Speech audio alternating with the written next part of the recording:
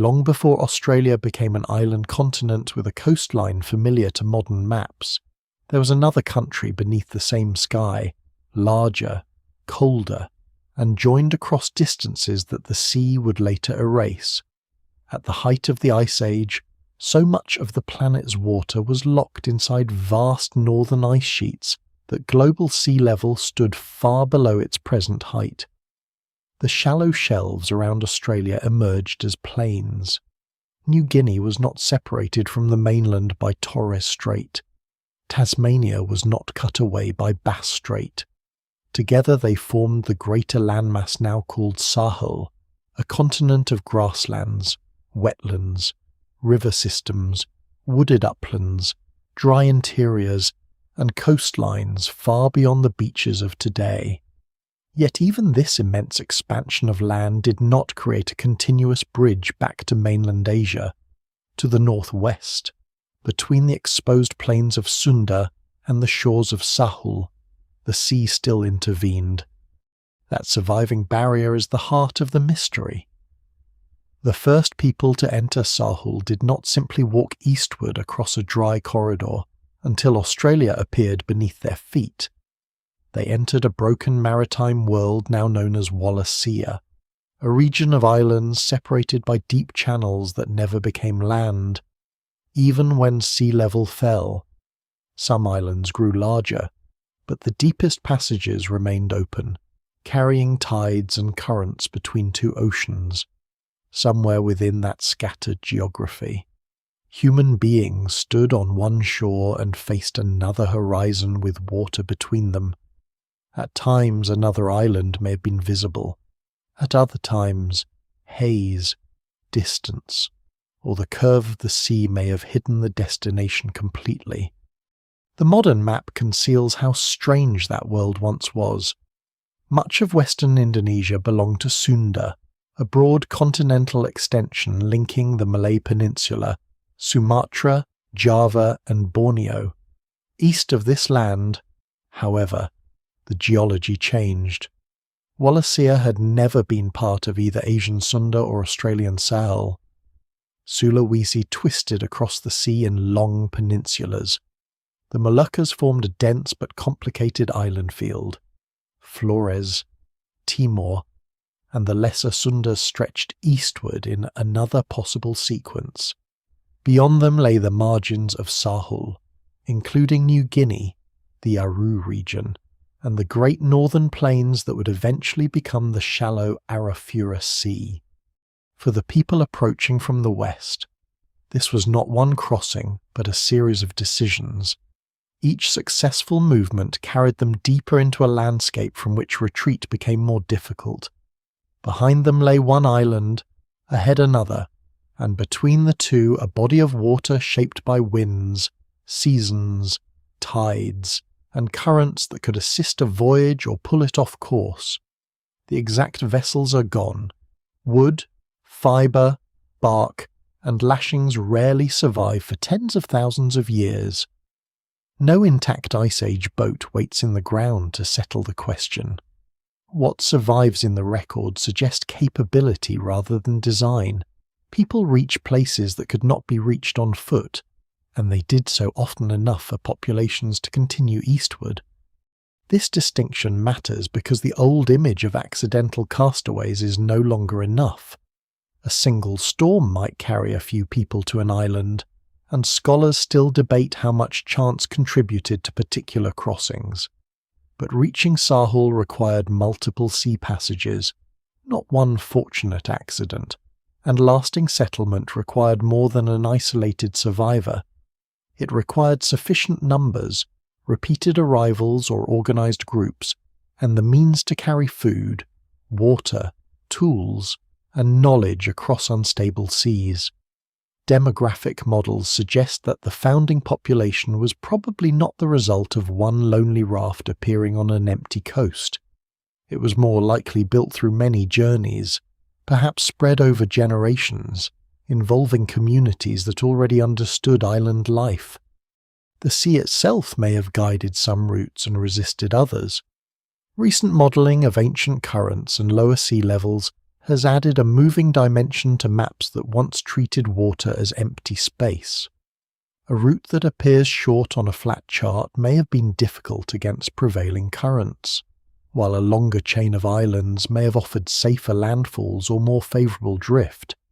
Some reconstructions give northern pathways through Wallacea an advantage over simpler southern models, especially when currents and changing coastlines are considered together. Yet no simulation can recreate every voyage. Winds shift, shorelines change. Human judgment does not always follow the mathematically cheapest path. The evidence remains incomplete, and the first settlement may have involved more than one corridor. Farther south, the islands leading toward Timor have long seemed an obvious approach to northwestern Australia. But archaeological discoveries complicate that picture. At Leyte in Timor-Leste, sediments from a period when people might have been expected to pass through show no clear evidence of occupation, while strong traces of human presence appear later. This absence does not prove that nobody used the southern route. An undiscovered coastal site may have vanished beneath rising seas, or travellers may have moved through places not yet excavated. Still, it warns against turning a plausible line on a map into a settled fact. Farther east, evidence from the Tanimbar Islands shows people thriving in island environments by around 42,000 years ago. To the north, Sulawesi has produced an even older clue. A hand stencil deep within a cave has been dated to at least about 67,800 years ago. A hand was pressed against stone while pigment was blown around it, leaving a pale absence. Its age places modern humans in Wallacea at a time that may precede, overlap with, or closely approach the earliest proposed settlement of Sahul. The hand does not identify the travellers who reached Australia, nor mark their route like an arrow. But it establishes that human beings were already far inside the island world, capable not only of survival, but of symbolic expression. Before the crossing story reaches Sahul, someone is already leaving a deliberate sign in the darkness of Sulawesi. Beyond Wallacea, the destination was itself almost unrecognisable. Northern Sahul extended across broad plains now covered by the Arafura Sea and the Gulf of Carpentaria. Rivers flowed through landscapes that have no modern surface equivalent. Wetlands, grasslands, and wooded corridors connected areas now separated by water. New Guinea's mountains rose in the north, while the continent stretched south through environments that grew progressively cooler. During some periods, the exposed shelf placed the ancient coast hundreds of kilometres beyond the modern one. The first landing places, if they could be found, might lie beneath mud, sand, and seawater far offshore. This drowned geography changes the meaning of arrival. Archaeologists search mostly on land that survived the post-Ice Age flood, but the first communities may have preferred precisely the places that disappeared: estuaries, lagoons, sheltered beaches, river mouths, and coastal plains rich in food. Rising seas later removed these places from ordinary excavation, creating an enormous missing archive. The earliest campfire, the first repaired watercraft, the first footprint on Sahul's shore may now rest beneath a continental shelf. What is found inland could therefore be only the surviving remainder of a much larger human landscape. The mystery begins not with a single footprint or a date carved neatly into stone, but with the shape of the world itself. To reach Sahul, people had to understand a sea that could not be crossed by walking. They had to judge weather, distance, current, visibility, and risk. They had to carry a community beyond the known edge of one island toward another place that might be visible only as cloud, birds, smoke, or a faint line beneath the horizon. And when they finally reached the greater continent, They entered a land already ancient, vast, and unlike anything behind them, while the ocean quietly waited to erase the shores on which their story began. The people moving through Wallacea were not crossing a single ocean in one uninterrupted leap. Their journey unfolded as a chain of departures, landfalls, pauses, and renewed decisions.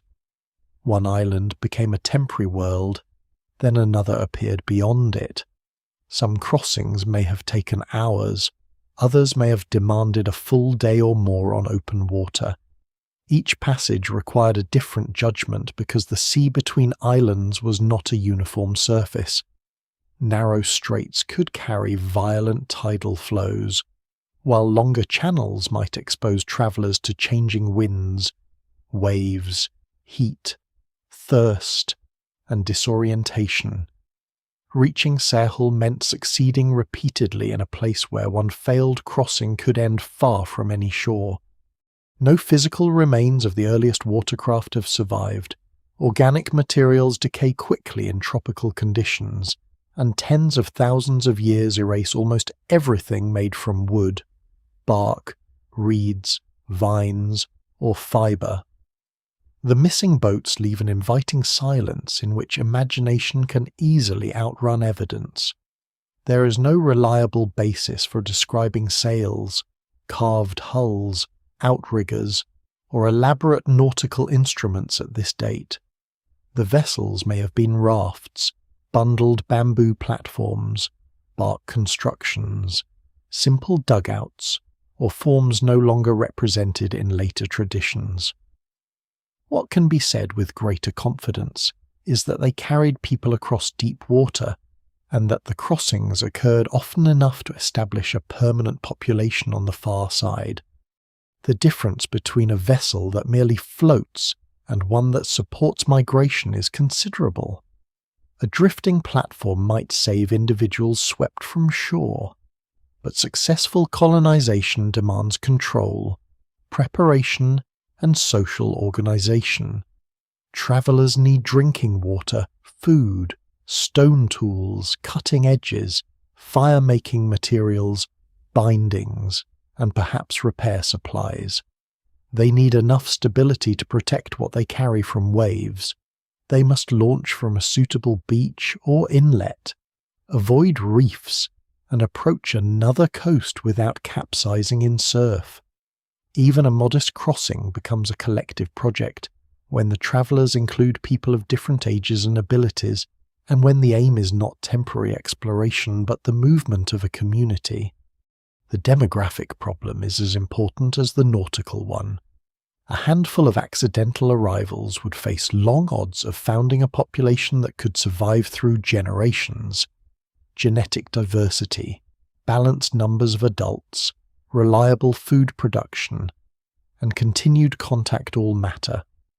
Modelling has suggested that the successful settlement of Sahul may ultimately have required a founding population numbering well over 1,000 people, perhaps accumulated through many smaller voyages across decades or centuries.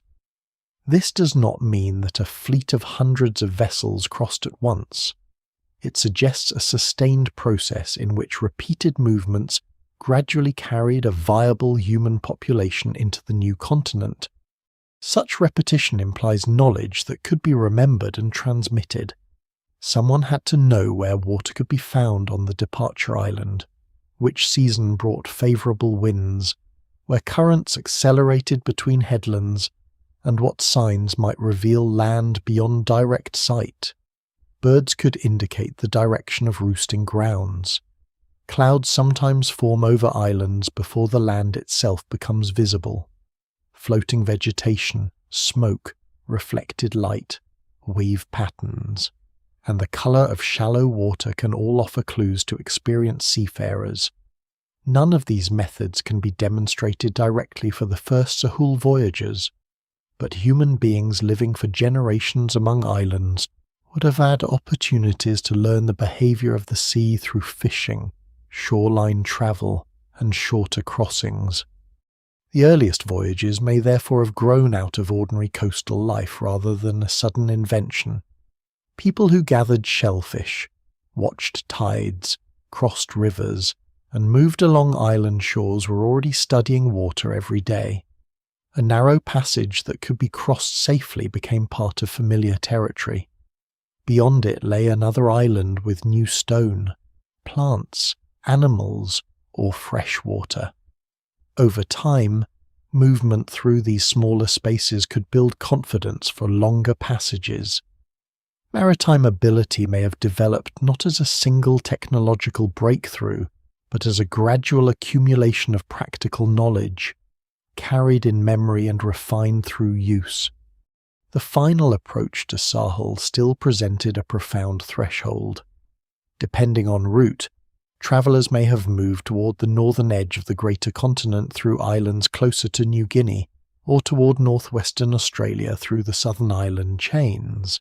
In either case, they eventually faced water separating Wallacea from a landmass belonging to a different continental shelf. Some stages may have offered views of distant mountains or high islands. Others could have required departure without seeing the destination at sea level. The horizon then became less a boundary than a problem to be interpreted. Modern experiments and computer simulations show why pure accident is an insufficient explanation for the whole migration. Drift can carry objects and people across straits, especially when currents are favourable, but random dispersal cannot easily account for the sequence of successful crossings, the size of the founding population, and the later spread across Sahul. Chance may have played a role in individual voyages, storms may have altered routes, and some expeditions undoubtedly failed. Yet the overall pattern points toward intentional movement. The travellers boarded because they expected land, resources, or opportunity somewhere ahead. Intentional does not mean certain. Every departure involved incomplete knowledge. Even people familiar with currents could not predict every squall or sudden change in wind. A destination known from previous travel might still disappear behind rain or haze. The first explorers may have returned with information before larger groups followed, or communities may have advanced in small stages without anyone understanding the ultimate scale of the land ahead. Scholars still debate how organized these movements were and whether scouting voyages preceded settlement. The evidence remains incomplete because the most revealing objects, the boats, ropes, paddles, and coastal camps have mostly vanished. There is also no reason to imagine the crossing as a march driven by desperation alone. Population pressure, changing climates, competition, or local scarcity may have encouraged movement, but curiosity and opportunity can be powerful forces. Islands visible from a familiar shore promise more than danger.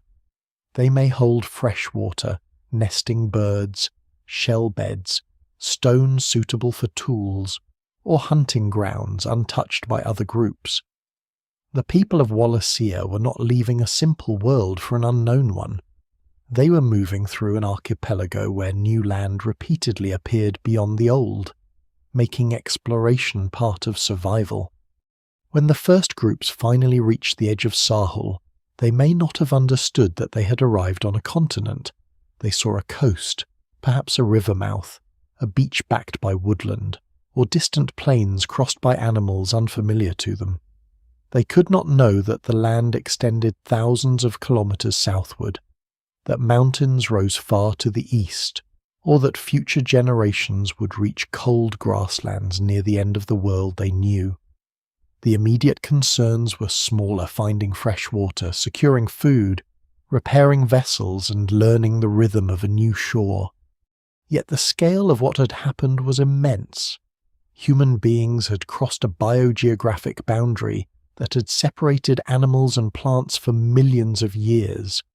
Asian species had rarely passed beyond Wallacea, while the creatures of Sahul had evolved in long isolation. The travellers entered not merely another island but another evolutionary realm. Behind them lay the last chain of stepping stones, Ahead stretched a continent whose interior had never been occupied by humans. The crossing therefore stands as one of the earliest clear demonstrations that Homo sapiens could transform an unseen horizon into a destination. It required technology, but also trust.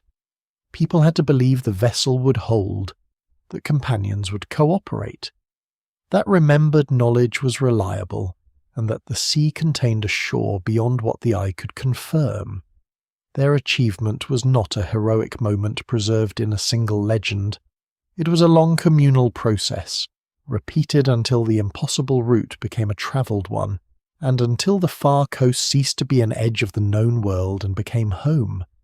Once the crossing is understood as a sustained human achievement rather than a single accident, another question becomes unavoidable: when did it happen? The answer seems as though it should be simple. Find the oldest site, date it, and place the first arrival just before that moment. Yet deep prehistory rarely yields such clean boundaries. The earliest occupation of Sahul lies near the limits of several dating methods, within landscapes repeatedly altered by erosion, burial, fire, animals, and rising seas. Archaeologists are not searching for the first person to step ashore.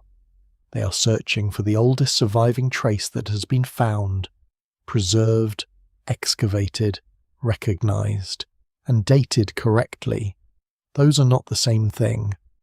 For much of the 20th century, many researchers placed the settlement of Australia at roughly 40,000 years ago. That estimate already implied a remarkable maritime migration, but discoveries gradually pushed the chronology backward. Sites across the continent produced older dates, and improved methods allowed sediments and artifacts to be examined with greater precision. The most influential shift came from Madjedbebe, a sandstone rock shelter in northern Australia, on the traditional lands of the Mirarr people. Excavations there revealed dense layers of stone artifacts, ochre, grinding stones, and other evidence of sustained human activity. In 2017, researchers reported that the lowest occupation layer dated to about 65,000 years ago. The date transformed the public story of Australia's human past, if correct.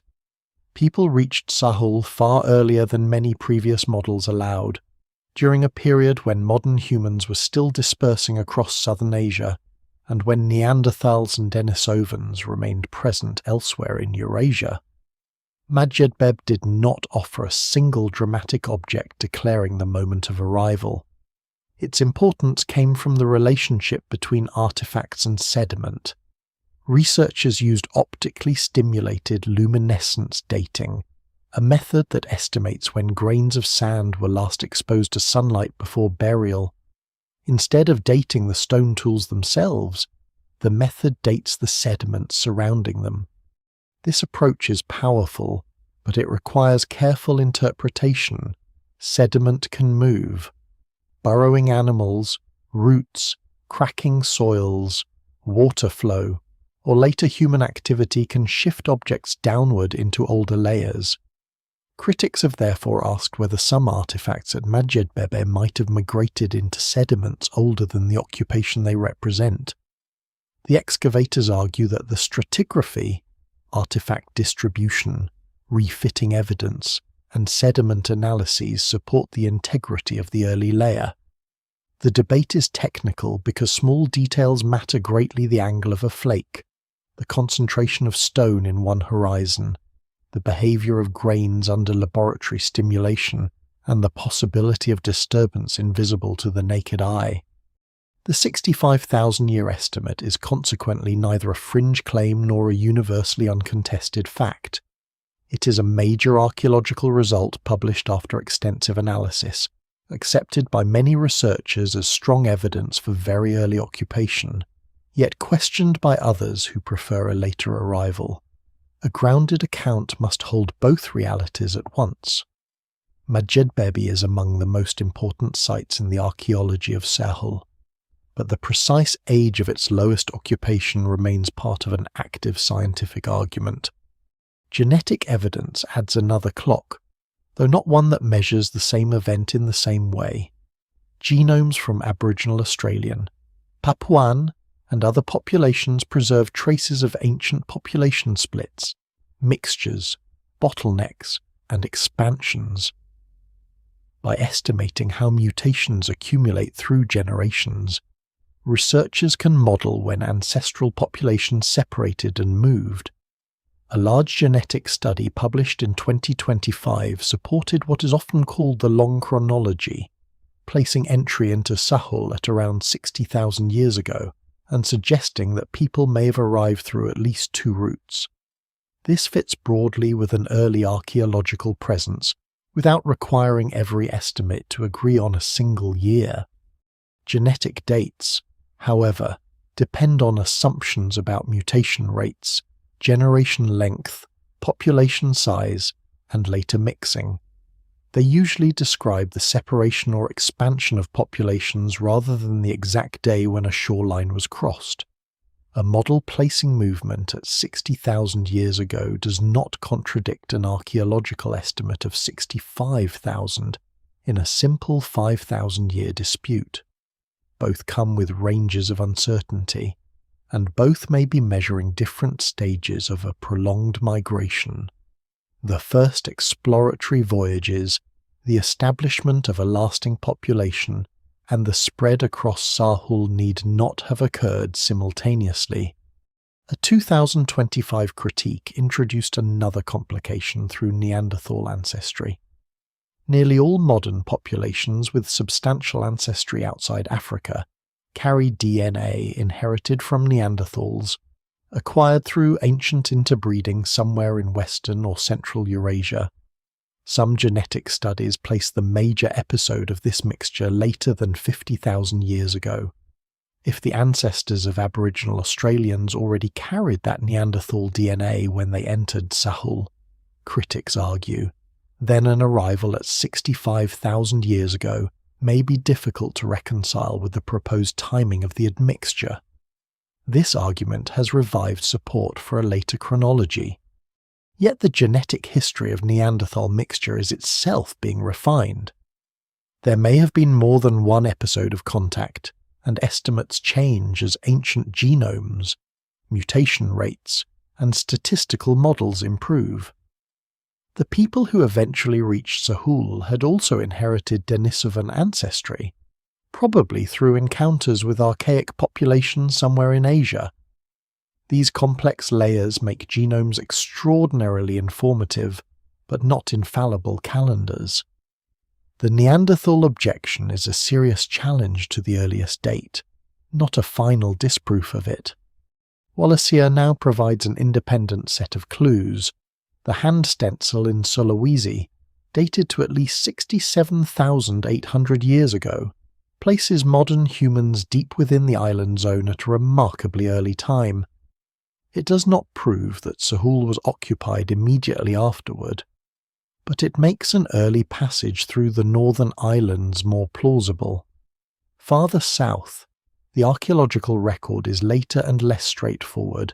At Leyli in Timor-Leste, sediments dating between roughly 59,000 and 54,000 years ago have not produced clear evidence of human occupation, while a strong occupation signal appears around 44,000 years ago. The Tanimbar Islands preserve evidence of settlement by about 42,000 years ago. These later dates do not establish that the southern route was unused before then. The first travellers may have occupied coastal sites now submerged, stayed briefly, or passed through islands where evidence has not survived. Archaeological absence is not proof of human absence, especially in tropical island environments with changing shorelines. Still, the contrast between the very early Sulawesi art and the later strong signals in Timor and Tanimbar gives the northern route greater weight in some recent models. Other Australian sites establish secure occupation by at least 50,000 years ago in several regions. while evidence from the eastern seaboard suggests people may have been present between about 49,000 and 45,000 years ago. By roughly 41,600 years ago, humans had reached Lutruwita, or Tasmania, then connected to mainland Sahul by exposed land. Whatever date is chosen for the initial arrival, the geographic spread was extraordinary. People moved from tropical northern shores toward temperate and cold southern environments within a relatively short span of deep time. The oldest date found on modern land may still be younger than the actual crossing. During the first settlement, coastlines lay far beyond their present positions. River mouths, estuaries, sheltered bays, and coastal camps were later drowned as Ice Age ice melted. If the earliest communities remained close to the sea for generations, much of their archaeological record now lies underwater. The surviving inland sites may mark expansion away from the coast rather than the first arrival itself. No single number fully resolves the problem. 65,000 years remains the bold archaeological estimate associated with Madjedbebe. Around 60,000 years is increasingly supported by recent genetic modelling. A more conservative chronology places secure settlement closer to 50,000 years ago. What survives in the record suggests that the migration was ancient by any measure, and that its beginnings may be hidden in landscapes no archaeologist can reach with an ordinary excavation trench. The date is not merely a number awaiting correction. It is a moving boundary between sand grains, genomes, drowned coastlines, and the remnants of journeys whose first landing place may never again see daylight. The shore of Sahul was not the entrance to an empty continent. It was the threshold of an ecological world that had been evolving in isolation for millions of years. The first arrivals stepped into landscapes shaped by climates, animals, and plant communities unlike those of the islands behind them. Some regions would have looked inviting: open grasslands, broad river valleys, wooded plains, wetlands crowded with birds, and coastlines rich in shellfish. Others would have felt severe almost immediately. Fresh water could vanish between seasons. Forests could close around unfamiliar paths. Fire moved differently through dry vegetation. The continent offered abundance, but rarely in a form that could be understood without patient learning. Northern Sahul extended far beyond the outline of modern Australia. New Guinea, Australia, and Tasmania formed one connected continental mass, while the Arafura Shelf lay exposed as a vast lowland. The present Gulf of Carpentaria was not always a gulf. At different stages it became a broad basin, crossed by rivers and dotted with wetlands, lakes, grasslands, and seasonal marshes. The coast stood much farther north and west than it does today, and many of the first routes inland may have followed river systems that no longer exist above sea level. This was not a single stable Ice Age landscape. Between roughly 65,000 and 45,000 years ago, sea levels rose and fell, rainfall patterns shifted, and climates changed across the continent. Northern regions could be wetter during some phases and drier during others. The central interior alternated between more productive grasslands and increasingly arid country. In the southeast, cooler conditions strengthened as glacial climates deepened. New Guinea's highlands included cold upland zones, while southern Sahul eventually experienced frosts, snow on higher ground, and winds carrying the chill of the Southern Ocean. The people arriving from Wallacea therefore encountered not one environment but a continent of contrasts. Tropical woodland could give way to savanna, monsoon forest, rocky escarpment, desert, alpine country, temperate woodland, and cold open steppe. Each region demanded a different map of survival. Plants that were edible in one area might be absent in another. Water sources behaved according to local geology. Animals migrated, bred, or sheltered according to unfamiliar seasonal rhythms. A strategy that worked on a northern floodplain might fail completely in a dry inland basin. The animals were among the most striking differences. Sahul was home to marsupials and reptiles of extraordinary size, part of a diverse group usually called the Australian megafauna, Diprotodon. The largest known marsupial was a heavy herbivore built somewhat like an immense wombat, though the comparison only hints at its scale. Some individuals may have weighed more than 2 tons. Large browsing marsupials moved through woodland, while giant kangaroos occupied open country. Among them were short-faced forms whose upright posture and powerful bodies were unlike the familiar kangaroos of the modern landscape. There were giant flightless birds, including Genyornis, a heavily built creature taller than a person. Massive monitor lizards inhabited parts of the continent, and large constricting snakes moved through warmer regions. The predator Thylacoleo, often called the marsupial lion, was not a true lion but possessed powerful forelimbs and remarkable cutting teeth. Its exact behaviour remains debated, yet it was clearly equipped to subdue substantial prey. Along rivers and wetlands, crocodiles added another danger, including forms whose distribution and habits differed from those surviving today. The first people did not need to see every species at once for the continent to feel biologically unfamiliar. Even smaller animals followed different rules. Many carried young in pouches. Some were active at night and almost invisible by day. Others escaped not into trees but into burrows, rock crevices, or dense grass. Birds responded to water and fire in ways that could reveal hidden resources. Reptiles offered food but also risk, learning which tracks led to prey, which animals defended territory, and which calls warned of danger would have required sustained observation. Yet large animals should not dominate the story so completely that ordinary survival disappears. Much of daily food likely came from resources less spectacular than megafauna shellfish. Fish, turtles, small marsupials, reptiles, birds, eggs, roots, tubers, fruits, seeds, nuts, and insects. At Madjedbebe, charred plant remains show that early inhabitants used a broad range of vegetable foods. Some could be eaten with little preparation, others required pounding, grinding, roasting, soaking, or repeated heating to make them digestible or safe. This detail reveals something deeper than a list of meals. Entering a new continent meant entering a landscape full of chemical uncertainty. A root might provide valuable starch but contain toxins before processing.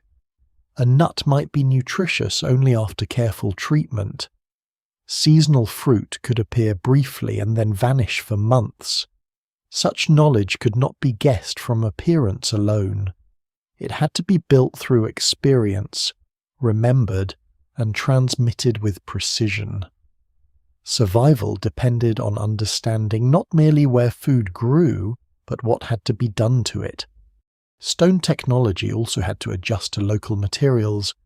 Travellers may have carried favoured tools or stone cores from Wallacea, but eventually they needed to identify workable rock in Sahul.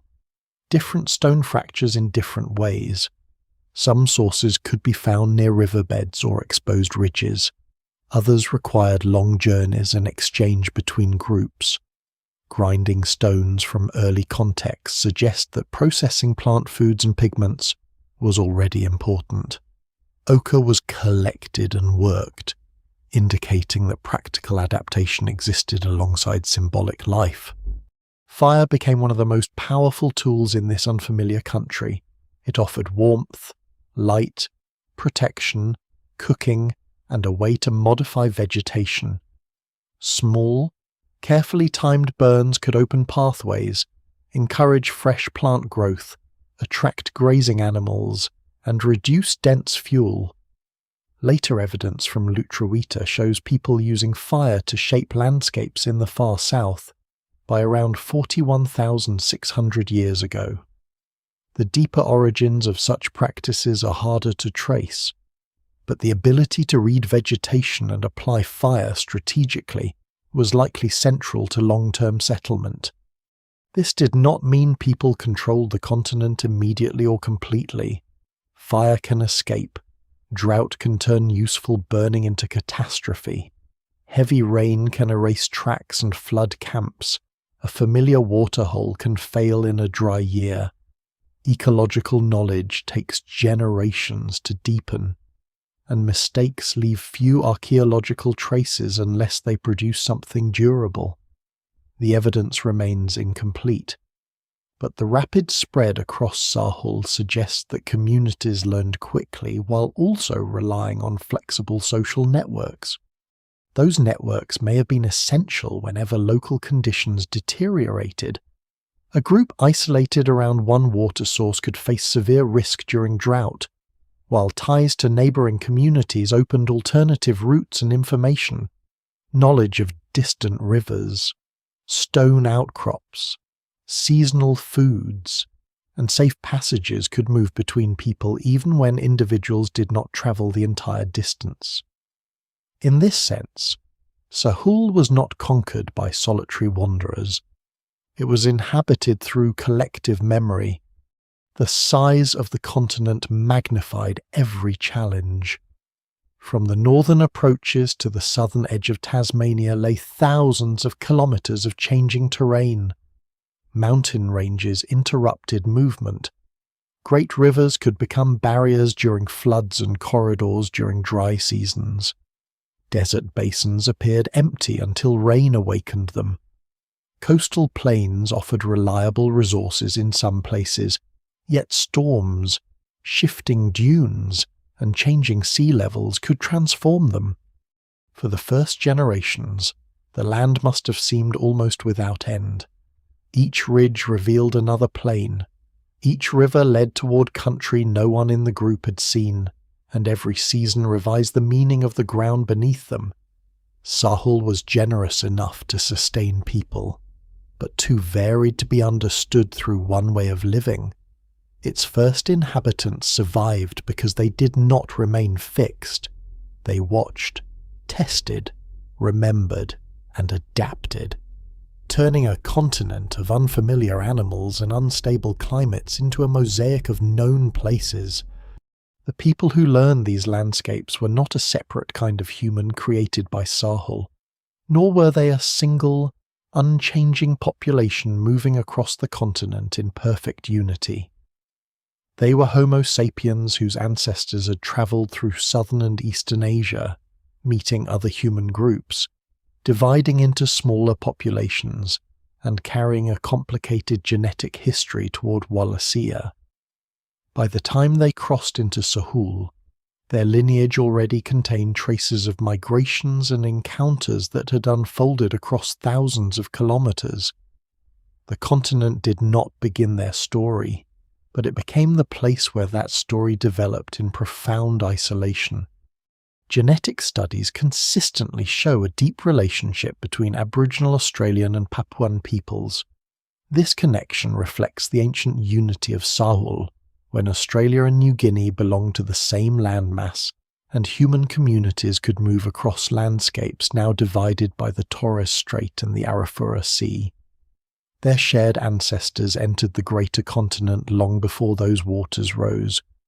Over time, populations within Sahul began to separate and develop distinct genetic histories, with major divergence between ancestral Papuan and Aboriginal Australian groups often estimated somewhere between about 40,000 and 25,000 years ago. These estimates do not describe a sudden separation at a clearly marked border. No wall divided northern Sahul from the rest of the continent. Communities probably remained connected through overlapping networks while distance, mountains, climate, and changing environments gradually reduced contact. New Guinea's highlands created one set of barriers. The broad plains and river systems of northern Australia created another pattern of movement. Population structure could emerge slowly. As marriage networks became more local and generations accumulated differences, the same process unfolded within Australia itself. The continent's first inhabitants did not spread as one homogeneous group that remained genetically identical from the tropics to the far south. Vast distances and highly varied environments encouraged regional histories. Communities in the north, interior, east, west, and south developed their own networks of connection, mobility, and adaptation. Genetic studies of present-day populations reveal ancient structure across the continent, although interpreting that structure requires care because colonization, forced displacement, population loss, and later movement severely disrupted many communities. The DNA of living people is not a simple map of untouched prehistory. Every genome carries the effects of recent history as well as ancient ancestry. Researchers must work with communities ethically, recognize indigenous ownership and authority over biological material, and avoid treating Aboriginal Australians as relics of an earlier human stage. They are modern populations with living cultures, not preserved examples of the first migration. Their deep ancestry speaks to continuity, but continuity does not mean absence of change. The ancestors who entered Sahul also carried genetic evidence of encounters with other humans. Like most populations whose history lies largely outside Africa, Aboriginal Australians and Papuans possess a small proportion of Neanderthal ancestry. That inheritance came from contact between modern humans and Neanderthals somewhere in Eurasia before the ancestors of Sahul became isolated on the far side of Wallacea.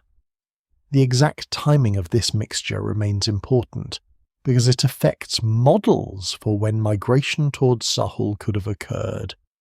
If the principal Neanderthal admixture happened later than some early archaeological dates proposed for Australia, then the chronology becomes difficult to reconcile. This has been used to question an arrival around 65,000 years ago. Yet genetic clocks are reconstructed from later genomes and depend on assumptions that continue to be refined. There may also have been multiple episodes of mixture. No single genetic estimate fully accounts for every line of archaeological evidence, and the debate remains open. The Denisovan inheritance is even more striking. Denisovans are known from remarkably little physical evidence, originally identified through DNA extracted from remains found at Denisova Cave in Siberia. Genetic research later revealed that Denisovan-related populations must have occupied a much wider portion of Asia than those few fossils suggest. Present-day Papuan populations and some Aboriginal Australian groups carry substantial Denisovan ancestry, far more than most populations elsewhere in the world. This does not mean that the travellers crossed paths with the particular Denisovan individuals who lived in the Siberian cave. Denisovan is a genetic label covering populations that were probably diverse and widely distributed. The ancestors of Sahul may have encountered Denisovan-related humans somewhere in Southeast Asia, perhaps before reaching Wallacea or within parts of the island world. The geography remains uncertain because no confirmed Denisovan fossil has yet been found along the migration route to Sahul. The pattern of Denisovan ancestry suggests that the contact may have been complex. Some genomic studies indicate more than one episode of interbreeding involving different Denisovan-related populations. One contribution may have come from a lineage distantly related to the Siberian Denisovans, while another may have involved a group living farther south or east. These encounters occurred before the full formation of later populations in Oceania, leaving fragments of archaic DNA that survived long after the people who contributed it disappeared as distinct groups. Some inherited Denisovan variants appear to have influenced adaptation. In Papuan populations, archaic genetic material has been associated with immune responses, potentially offering advantages against pathogens in tropical environments. The famous high-altitude adaptation found among Tibetan populations also involves a Denisovan-related genetic variant, although that adaptation belongs to a different regional history. Such examples show that encounters between human groups did more than leave an abstract percentage in a genome. They sometimes contributed traits that natural selection later preserved. For the first inhabitants of Sahul, however, no surviving DNA can reveal appearance in precise detail. Their skeletons are rare, often much younger than the earliest archaeological evidence, and human remains hold deep cultural significance that requires respectful treatment. Attempts to reconstruct a single original face would therefore create more certainty than the evidence permits. They were likely physically varied, as human populations always are, and their appearance continued to change over generations through inheritance, environment, chance, and local adaptation. Their identity cannot be reduced to anatomy. What made them successful was the knowledge carried between people how to make reliable tools, maintain social ties, read water, process plants, interpret weather, and travel through country. Genes help reveal ancestry and population history, but they do not preserve language, stories, names, obligations, or the meanings attached to particular places. Those dimensions survive through cultural continuity rather than molecular evidence. It is also misleading to imagine that one founding group reached Sahul and then simply multiplied in isolation. The recent genetic evidence supporting at least 2 entry routes suggests a more complicated beginning. Different streams of people may have reached northern Sahul through separate corridors, perhaps entering closer to New Guinea and northwestern Australia. They may have carried slightly different genetic histories and later met within the continent. Mitochondrial studies in Papuan populations have likewise been interpreted as evidence for at least 2 early settlement branches, one associated more strongly with northern Sahel and another with southern regions. These models remain hypotheses rather than a complete migration register. Genetic signals can be reshaped by later population bottlenecks, expansions, and local extinction. A lineage that appears to represent a separate arrival may instead reflect an early division after entry. Conversely, several migrations may leave only a faint signal if later populations mixed extensively. What survives in the record suggests plural beginnings, but the exact number of crossings cannot yet be counted. By the time rising seas separated New Guinea from Australia, human populations had already occupied Sahul for tens of thousands of years.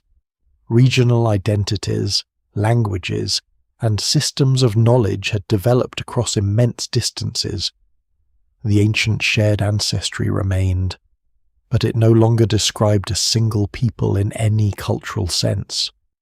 Sahul had become a human continent filled with many communities, each connected to particular landscapes and to histories that unfolded far beyond the moment of first arrival. The genomes of their descendants preserve fragments of that passage, traces of ancient Asian populations, Neanderthal contact, Denisovan encounters, founding bottlenecks, regional separation, and survival through climatic upheaval. Yet DNA offers only the faintest outline of who those first people were. Their fuller identity was carried in actions that left no molecular signature in the decision to launch a vessel, the knowledge of a plant that required careful preparation, the recognition of a distant water source, and the transformation of unfamiliar ground into country remembered across generations. Those remembered places were often coastal places, but the coast they knew was not the one that exists today. When the first communities spread across Sahul, sea level stood far below its modern position, exposing plains around the northern, western, and southern margins of the continent. Rivers crossed land that is now seabed. Estuaries formed many kilometres beyond present beaches, lagoons, tidal flats, mangrove margins, dunes, freshwater wetlands, and sheltered inlets occupied landscapes later drowned by the rising ocean. To understand daily life near those vanished shores, the modern coastline must be removed and replaced with a larger country, extending into what now appears as open water. These coastal zones offered a dense mixture of resources. Shellfish could be gathered from reefs, mudflats, and rocky platforms. Fish might be trapped in shallow pools, caught with simple spears, or taken where tides concentrated them. Turtles, crustaceans, seabirds, eggs, and stranded marine animals added occasional abundance. Behind the shore, streams supported plants, small animals, and camps protected from salt spray. Coastal dunes could hold edible roots and nesting birds, while estuaries connected marine foods with inland river systems. Such environments rewarded people who understood timing more than speed. Tides governed access. A reef exposed at low water might disappear beneath dangerous surf a few hours later. Shell beds could be harvested safely only during certain phases. Fish moved with channels and seasons. Storms altered beaches overnight and filled freshwater pools with salt. A group living near the sea had to read the moon, wind, cloud, and behaviour of birds with the same care that inland travellers later gave to waterholes and desert tracks. The shoreline was productive, but never passive. The first inhabitants may already have brought generations of maritime knowledge from Wallacea. Island life had taught them that the sea was both pathway and food source. Yet Sahul's coasts were different in scale. A river mouth could open into an estuary wider than an island bay. Tidal flats might stretch farther than the eye could easily measure. Seasonal floods could push fresh water across low plains before retreating. Familiar skills had to be adjusted to unfamiliar rhythms. Archaeological evidence for these earliest coastal lives is scarce because the places most likely to preserve them were later submerged. This creates a powerful bias in what survives. Inland rock shelters remain available for excavation, while ancient camps on beaches, river deltas, and estuarine margins may lie beneath tens of meters of water and sediment. The absence of very early shell middens on present land does not necessarily mean that the first settlers ignored marine resources. It may mean that the relevant shoreline no longer exists above sea level. What survives in the record suggests that coastal adaptation was probably only one part of a flexible economy. People did not need to choose between being seafarers and terrestrial foragers. A community could collect shellfish in the morning, gather plant foods behind the dunes, hunt small animals near freshwater, and repair stone tools beside an evening fire. Coast, river, wetland, and woodland formed a connected field of movement. Food processing would have been central to this routine. Shellfish required opening, roasting, or steaming. Fish had to be cleaned and consumed quickly unless preserved.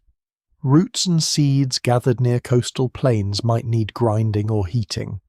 At Madjedbebe, evidence of plant processing shows that early Australians used grinding stones and worked a range of plant foods, including some that demanded preparation. The quiet labour of pounding, scraping, roasting, and sorting was as important as any dramatic hunt. Water remained the most dependable limit. Salt water surrounded coastal groups, but drinking water could still be difficult to secure.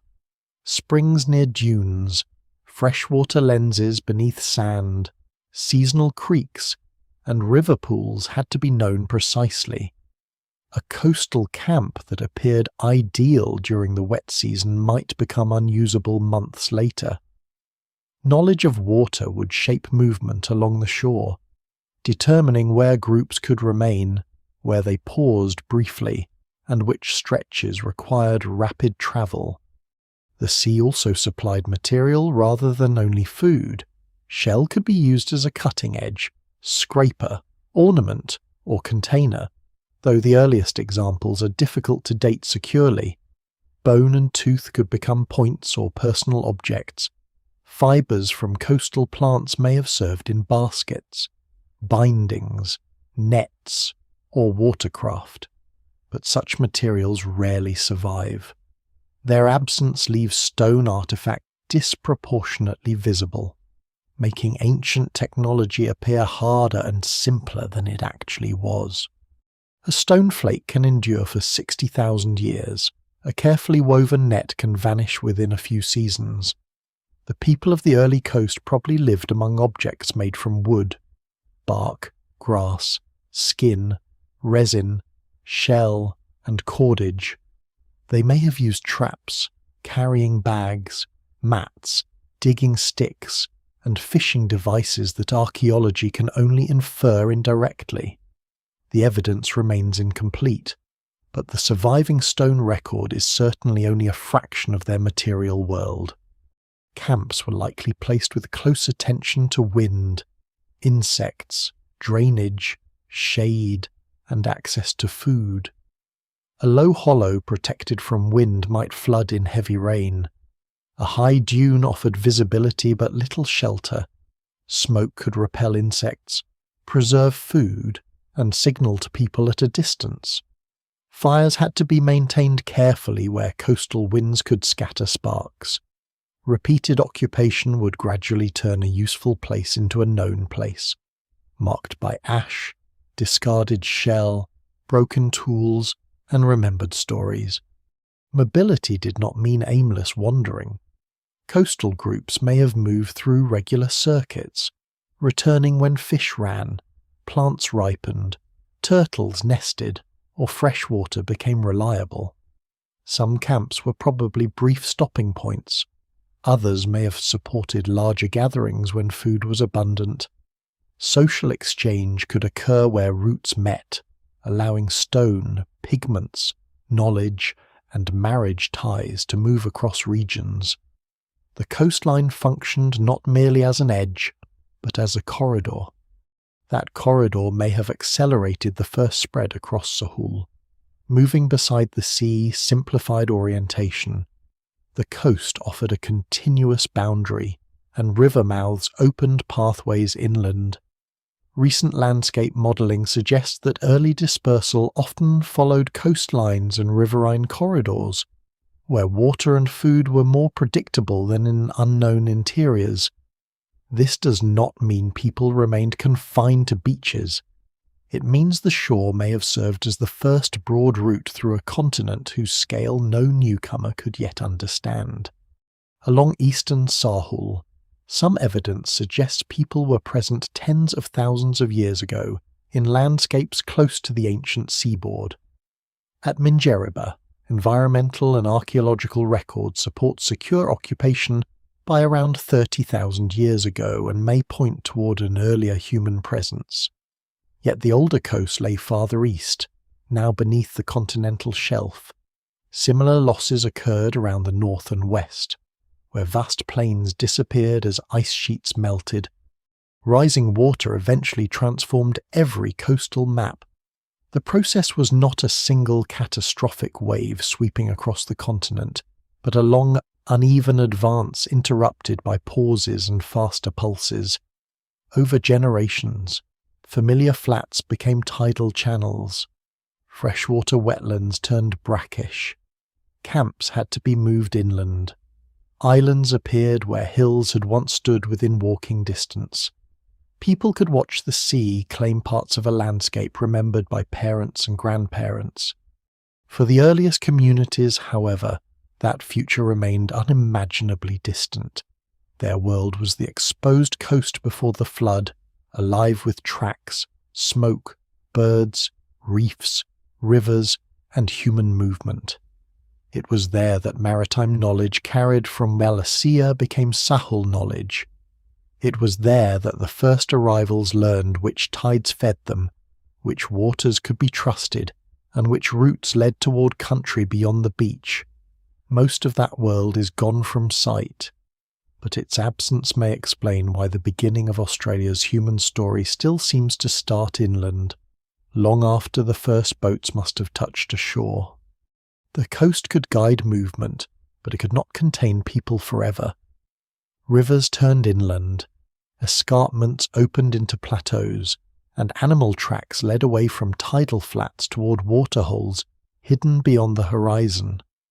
As communities multiplied and knowledge accumulated, Sahul began to change from a chain of useful camps into a continent of connected country.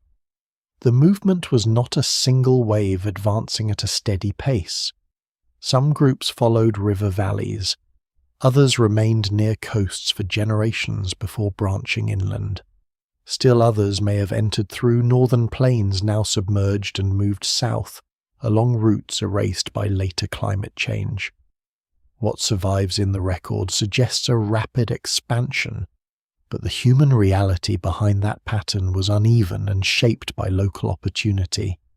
Northern Sahul offered monsoon woodlands, wetlands, rocky uplands, and tropical river systems. Seasonal rains could transform dry ground into flooded country, filling billabongs and drawing birds, fish, turtles, and grazing animals into concentrated areas. During the dry season, this same landscape contracted around permanent water. Movement depended on knowing which creeks failed, which springs endured, and which shelters remained habitable when heat and storms arrived. A route that was easy in one season could become impassable in another. Farther east, the ancient plains linking Australia and New Guinea led toward environments of extraordinary contrast. Lowland forests gave way to foothills and then high mountains. People eventually entered valleys where nights were cold, slopes were steep, and familiar lowland resources disappeared. In the highest regions, frost and thin mountain air created conditions very different from the tropical coast below. Archaeological evidence from the New Guinea highlands shows that humans adapted to upland environments deep in the Pleistocene. Though the precise timing and routes remain debated, the ascent into high country required more than endurance. Mountain landscapes fragment movement. A ridge can conceal an entire valley. Rivers become fast and difficult to cross. Clouds close around passes, and temperatures fall sharply after sunset. Plants available in warm lowlands vanish higher up, while unfamiliar species appear in cooler zones. Communities had to learn how to move through seasons and elevations rather than treat the mountains as one environment. In Australia, the interior presented a different problem. It was not always the desert familiar today. During parts of the late Pleistocene, large lakes filled basins now known mainly for salt and dust. Rivers carried more water through some regions, and grasslands supported animals across areas that later became extremely dry. Yet these productive phases alternated with severe aridity. Lakes shrank, dunes moved, and waterholes became isolated. People entering the interior had to survive in landscapes whose reliability changed across generations. This instability helps explain why rivers and lake systems mattered so much. Watercourses acted as corridors through unknown terrain, offering drinking water, plant foods, fish, birds, and predictable travel lines. Even when a river did not flow continuously, its channel could connect pools and springs. Recent landscape models support the idea that movement through Sahul often followed coastlines and riverine routes, but no model can capture every local decision. People also crossed ridges, plains, and dry gaps where social knowledge made movement possible. In arid regions, survival depended on an intimate geography of scarcity. Water might lie beneath sand, collect briefly in rock holes, or remain in shaded gorges after surface pools disappeared. Certain plants revealed underground moisture. Animal tracks could lead toward hidden sources, but they could also end at dry ground. A traveller unfamiliar with the country might see emptiness where an experienced person saw a detailed map of possibilities. This knowledge was the difference between a viable route and a fatal mistake. The spread toward eastern and southern Sahul brought cooler climates. During glacial periods, much of southeastern Australia was colder and drier than today. Open grasslands extended across areas later covered by forest. Snow fell on mountain ranges, and winter frosts reached low elevations. The southern connection to Lutruwita, or Tasmania, exposed a broad land bridge across what is now Bass Strait. People moving south crossed plains rather than water, but the journey still led into one of the coldest environments occupied by humans in Sahul. By around 41,600 years ago, people were present in Lutruwita. Within a span brief by archaeological standards, communities had moved from tropical northern approaches to a cool southern peninsula, exposed to powerful winds and seasonal cold. They adapted without agriculture, metal, or permanent stone buildings. Their survival rested on portable knowledge, cooperation, and the ability to reorganize daily life around different plants, animals, and weather. The southern landscape demanded clothing, shelter, fire, and careful timing, even if the exact materials rarely survive. Animal skins, woven fibers, bark coverings, and windbreaks are plausible, but direct evidence remains scarce. Stone artifacts endure, while most protection against cold disappears. Archaeology therefore risks making early southern communities appear less equipped than they must have been. A person cannot remain active through cold seasons with stone flakes alone. The missing technologies were likely as important as the surviving ones. Movement into forests created another kind of challenge. Dense vegetation reduces visibility and makes straight-line travel difficult. Paths follow ridges, stream banks, and gaps in undergrowth. Tropical forests can appear abundant while hiding edible resources across wide areas. Many plants fruit briefly or require specific preparation, yet forests also provide wood, fibre, resin, shelter, and fresh water in forms unavailable on open plains. Adaptation did not require every group to master every environment. Knowledge could be regional and exchanged between communities. People living near uplands might know mountain passes and stone sources, while coastal groups understood tides and estuaries. Inland groups could maintain routes between distant waterholes. Gatherings and marriage networks allowed information to move beyond the experience of any one person. Sahul became connected through relationships as much as through paths. The expansion also created cultural distance. As populations spread across thousands of kilometers, languages changed, practices diverged, and local identities deepened. A community in the tropical north and another near the southern plains shared ancient ancestry, but their daily worlds became increasingly different. They knew different animals, weather patterns, plants, and seasonal dangers. Over time, the continent was not simply occupied. It was divided into many known landscapes, each with its own social memory. There is a temptation to describe this movement as conquest, as though people marched into passive wilderness and claimed it. The evidence suggests something more gradual and reciprocal.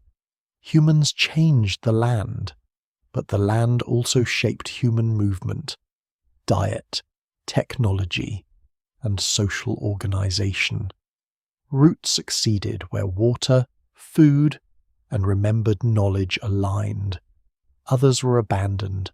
Some regions may have remained lightly occupied for long periods before settlement intensified, no single explanation fully accounts for the pace and pattern of expansion.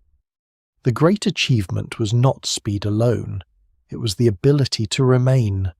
Reaching a river valley, mountain basin, desert margin, or cold southern plain was only the beginning. Communities had to endure failed seasons, climate shifts, and the slow separation of distant groups. They had to transform unfamiliar terrain into a world of dependable routes and remembered places. By the time rising seas began cutting New Guinea and Tasmania away from the mainland, people were already established across environments more varied than those encountered along the first shore. From the tropical north to the cold south, Sahul became human through accumulated acts of observation. A certain cloud meant rain beyond a ridge. A flowering plant marked the season of another food. A dry channel concealed water beneath its bed. A pass through the mountains remained safe when lower valleys flooded. These details, carried in memory, allowed movement to become settlement and settlement become continuity. The first crossing had taken people beyond the sea. Their next achievement was learning how to live across an entire continent. Living across such different environments required more than mobility. It required a system for turning observation into repeatable action. Fire, stone, wood, fibre, pigment, memory, and social teaching form the practical foundation of that system. None of these elements worked alone. A sharp flake was useful only if someone knew where to find suitable stone, how to strike it, how to replace it, and what task it served. Fire provided warmth and cooked food, but it also demanded fuel, timing, restraint, and an understanding of wind. Ancient knowledge was not a collection of isolated tricks. It was an interconnected way of reading country. Stone tools dominate the archaeological record because stone survives. At Madjedbebe, the earliest occupation layers contained flakes, grinding stones, ochre processing materials, and axes with ground edges. The presence of edge-ground axes at such an early date is especially significant.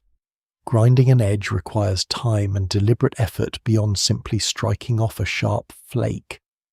The result is a more durable working surface suitable for tasks such as cutting or shaping wood. These objects reveal that the first inhabitants were not relying on one simple toolkit carried unchanged from Asia. They were already producing specialized equipment adapted to the materials and demands of Sahul. The surviving stone pieces represent only the durable skeleton of a much larger technology. Wooden spears, digging sticks, handles, containers, shelters, carrying frames, and watercraft would have been far more common in daily life than stone axes, yet almost none endure. Resin may have fixed stone points to shafts. Plant fibres may have been twisted into cordage, bags, nets, and bindings. Bark could provide roofing, vessels, shields from wind, or components of boats. A broken stone flake found in sediment may once have belonged to an elaborate composite tool whose organic parts vanished thousands of years ago. This missing material world matters because it changes how human sophistication appears. Archaeological sites can seem sparse when judged only by the objects that survive. A scatter of flakes and charcoal may look like a simple camp, but the people who occupied it may have arrived with baskets, wooden implements, woven coverings, food packages, ornaments, and tools held together by carefully prepared adhesives. Their technology was likely light, portable, repairable, and designed for movement rather than monumental display. Grinding stones add another layer. Their surfaces could be used to process seeds, roots, pigments, and perhaps other materials. Grinding is repetitive work, but it transforms foods that might otherwise be difficult to eat. Seeds can be crushed into meal. Fibrous roots can be broken down before cooking. Toxic or bitter plants can be processed through combinations of pounding, soaking, heating, and washing.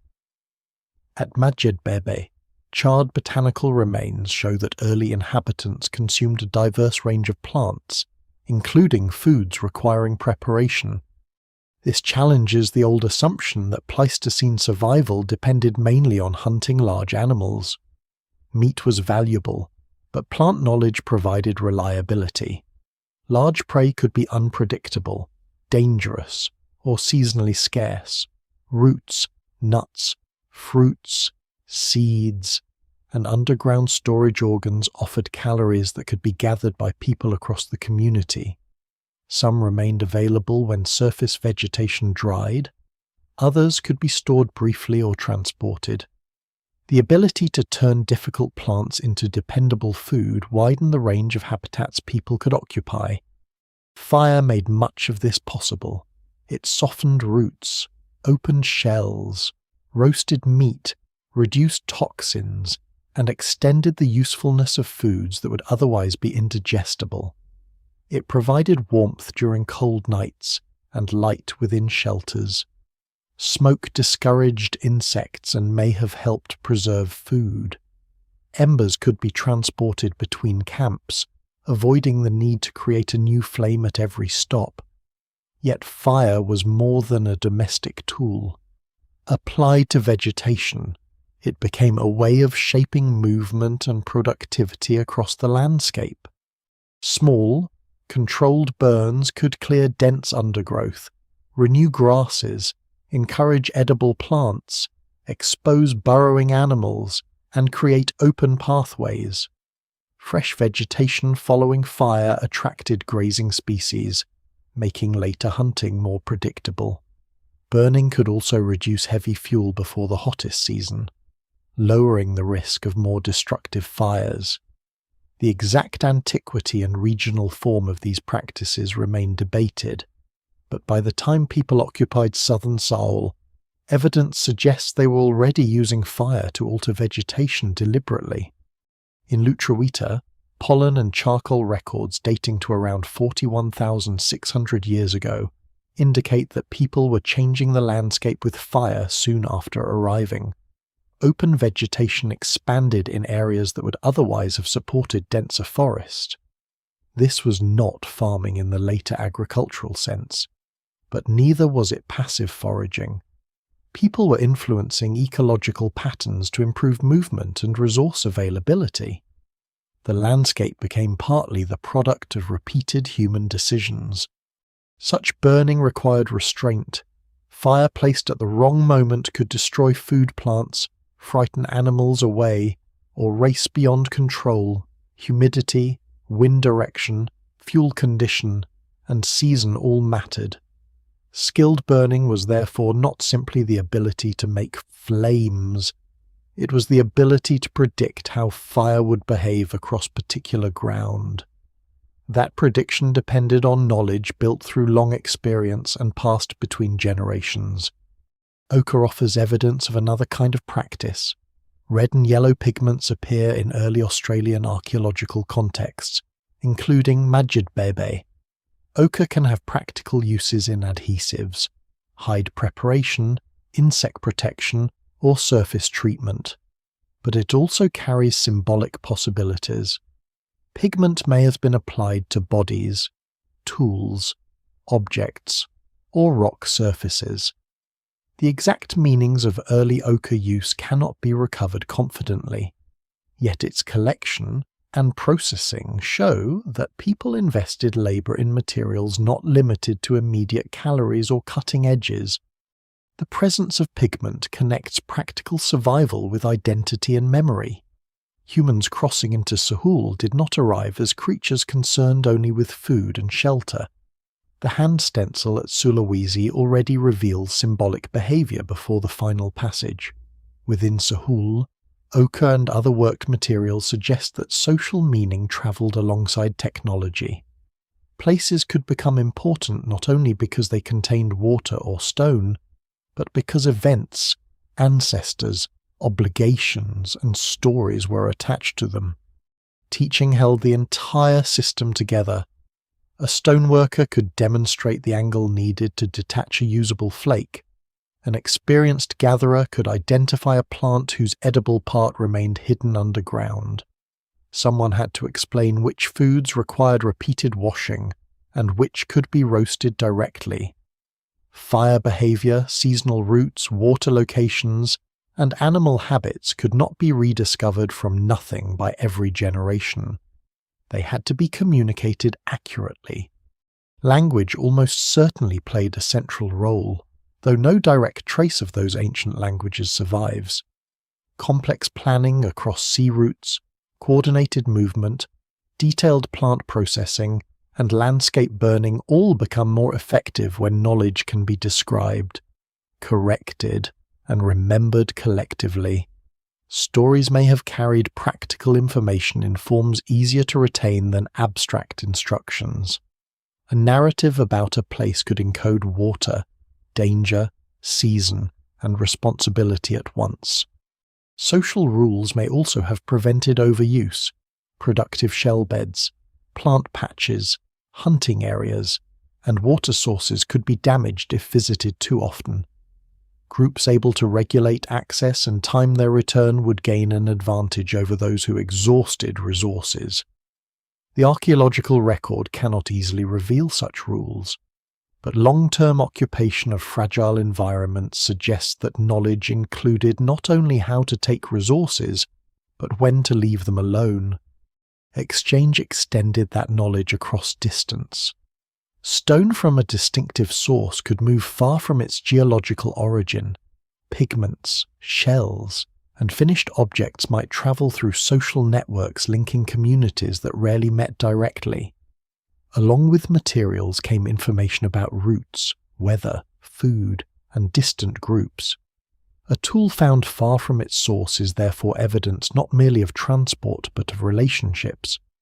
These relationships made adaptation more resilient. When drought reduced food in one region, ties to neighbouring country could open alternative routes. When a new stone source was found, knowledge of it could spread. When a community developed a useful way of processing a plant or controlling fire, the method could move through gatherings and family connections. Innovation did not belong only to individuals. It became powerful when absorbed into collective memory. The first people of Sahul survived because they converted experience into tradition without becoming trapped by it.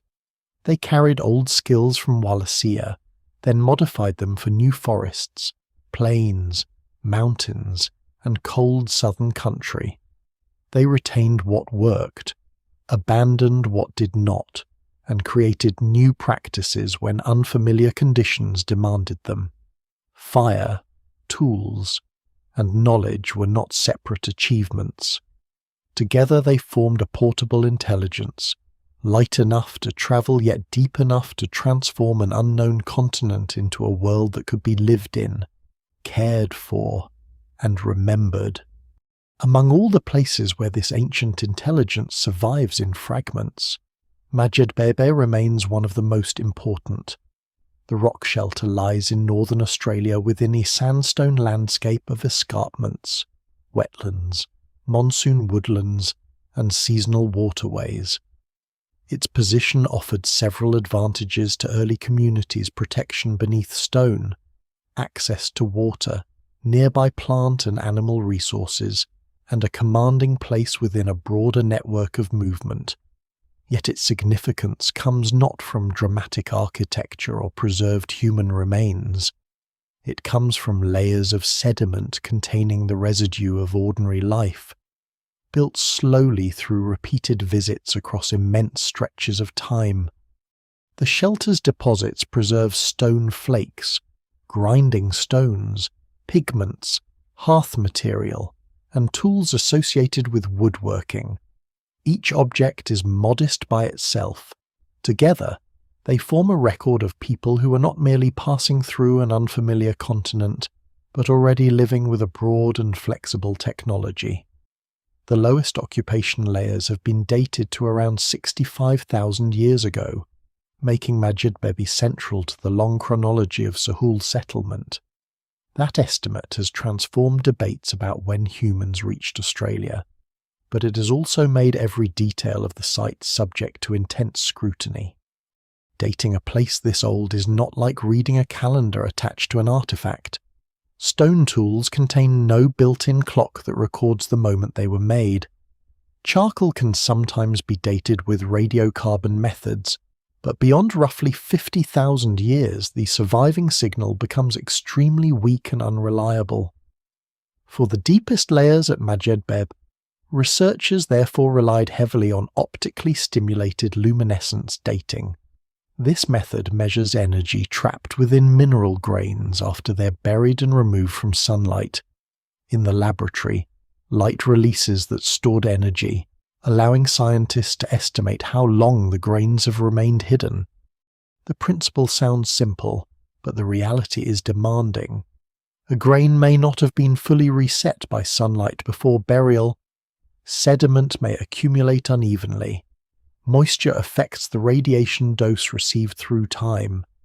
Different grains from the same layer can produce different estimates.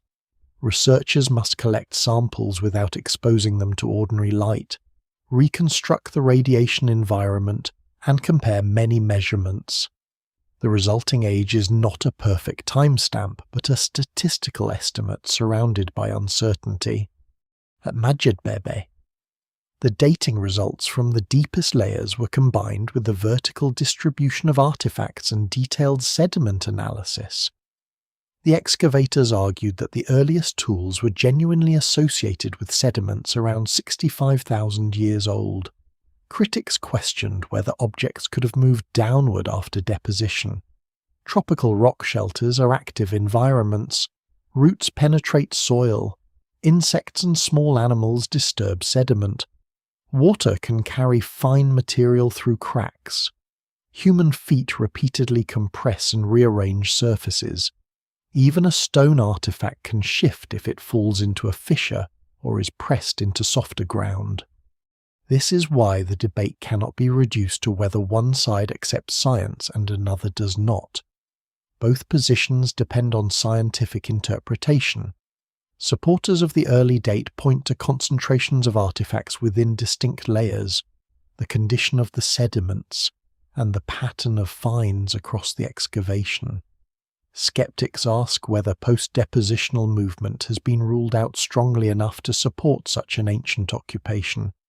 Scholars still debate the degree of disturbance, and no single observation settles every concern. The site nevertheless contains more than a few isolated flakes. The early assemblage includes evidence of grinding, pigment processing, and edge-ground axes. These tools matter because they reveal planning and specialization. Grinding stones indicate repeated processing of plant foods or other materials.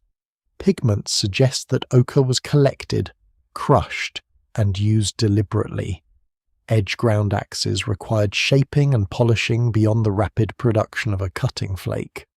Such equipment points toward communities already familiar with the properties of local stone and wood. One surprising detail is that some of the oldest evidence at Madjedbebe includes reflective mica mixed with pigment. The material may have created a glittering effect when applied to a surface or object. Its exact use remains unknown, and it would be unwise to assign a specific ritual meaning. Still, the choice of a shimmering mineral suggests attention to visual qualities beyond basic function. Even at the deepest levels, practical survival and aesthetic or symbolic behavior may have existed together. Ochre itself appears in several colors and forms. Pieces were scraped, ground, and carried into the shelter. Some may have been used on bodies, tools, rock, fibers, or wooden objects. Pigment could also have served practical purposes, including adhesion or surface treatment. The evidence does not preserve the intended meaning, but it shows that people selected materials for properties other than sharpness or nutrition. They were bringing color into the shelter, and investing labour in transforming it. The grinding stones reveal another hidden dimension of life. Earlier accounts of Ice Age Australia often emphasised hunting, especially the possibility of encounters with megafauna. Yet grinding equipment and plant remains show that survival rested heavily on less dramatic labour. Seeds had to be gathered, roots dug from the ground, fibrous foods broken down, and toxic plants processed carefully. These activities rarely produce a single spectacular artifact, but they create continuity.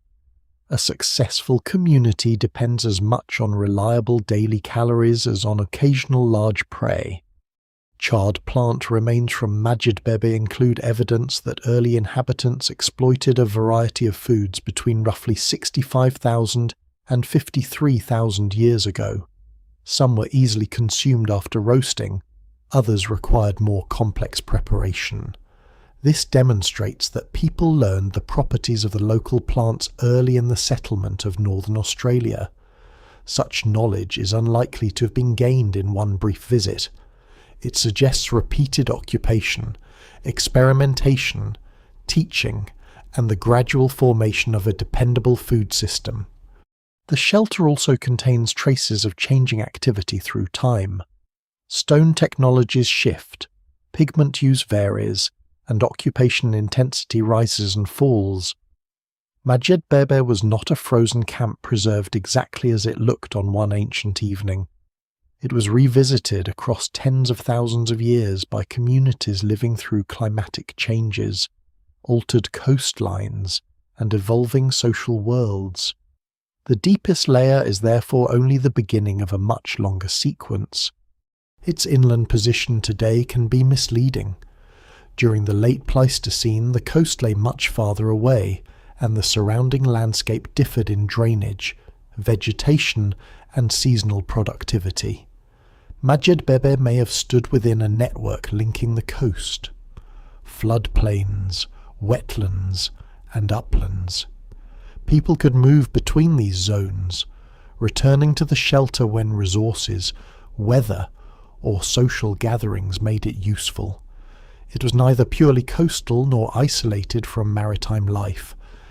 The site's importance also depends on collaboration with the Mirarr traditional owners, whose country contains the shelter. Archaeology here is not the study of an abandoned landscape without living connection. The ancient deposits exist within a cultural world that continues into the present. Excavation, interpretation, and the treatment of materials require consultation and respect.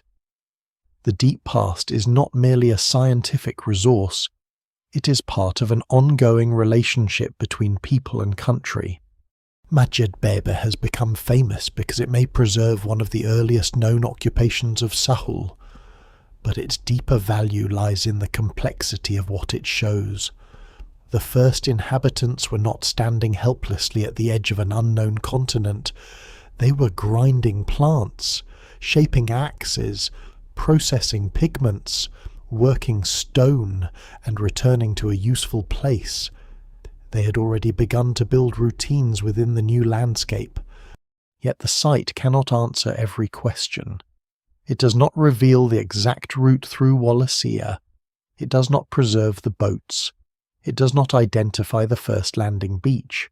It cannot prove whether the earliest arrivals came in one stream or several. Even its famous date remains under debate. Madjedbebe is not the entire story of Australia's first humans. It is one surviving window, protected beneath sandstone while countless coastal sites disappeared under rising seas. That limitation is precisely why the shelter matters so much. In deep prehistory, knowledge often rests on places that survived by chance. One dry overhang may preserve what thousands of open camps lost. A few centimetres of sediment can change a continental chronology. A worn, grinding surface can reveal a food economy that left little else behind. The oldest clues are rarely grand. They are grains of sand last touched by sunlight, fragments of stone struck from a core, pigment ground into powder, and traces of plants carried to a fire by people whose names are gone but whose presence changed the human history of the planet. Beyond the shelter, beyond the grinding stones and pigment, the continent held another record of change written in bones. When humans first entered Sahul, they shared the land with animals far larger and stranger than most of those surviving today. Giant marsupials browsed through woodland and crossed open plains. Heavy, flightless birds moved through grasslands. Large reptiles occupied rivers, wetlands, and dry country. Over the following tens of thousands of years, many of these species disappeared. Their extinction has become one of the most persistent problems in Australian prehistory because the timing overlaps with both human arrival and major climatic instability. The word megafauna creates an image of a single community of giants vanishing together, but the reality was more complicated. The extinct animals belonged to different ecological systems, lived in different regions, and responded to environmental pressure in different ways. Diprotodon, the immense herbivorous marsupial, depended on vegetation and access to water across broad ranges. Genyornis was a large flightless bird whose diet and exact behavior remain debated. Giant kangaroos occupied a variety of habitats, while large monitor lizards and constricting snakes represented a very different set of ecological demands. Their extinctions may have clustered within the late Pleistocene, but they need not have shared one identical cause.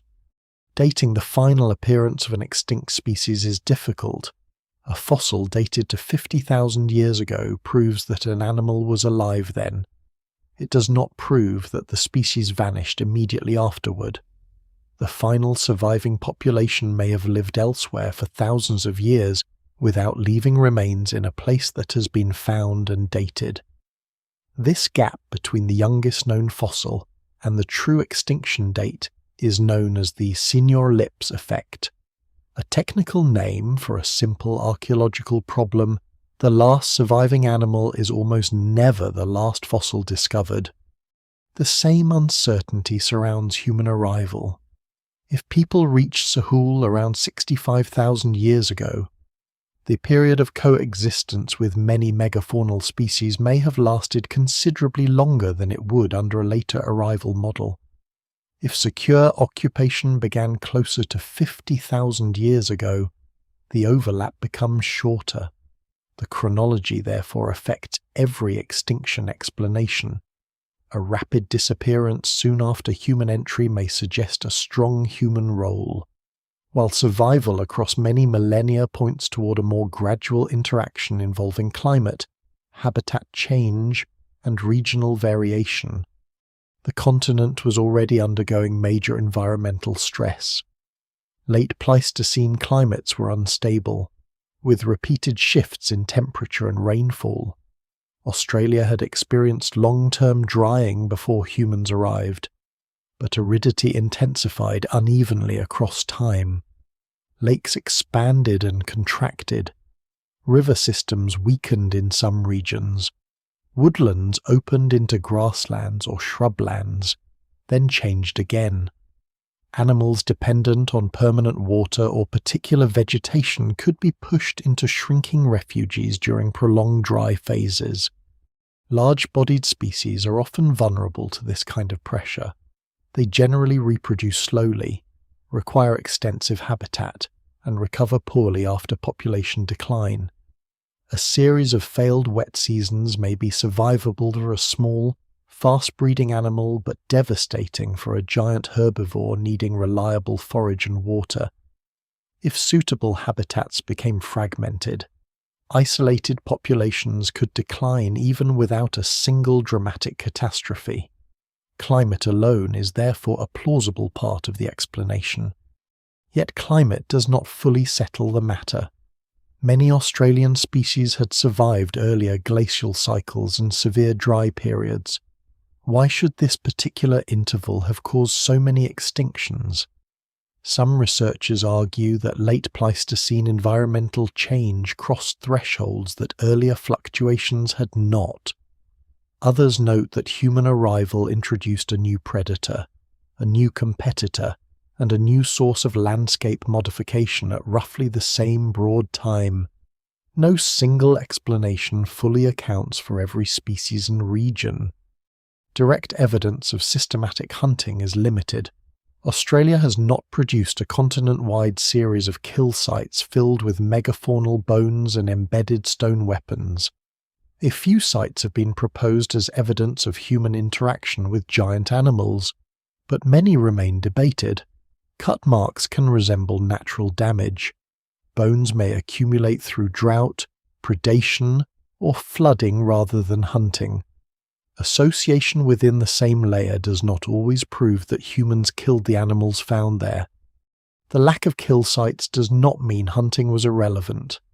Large animals could decline under surprisingly low levels of additional mortality, especially if they reproduce slowly. Hunters would not need to slaughter vast herds.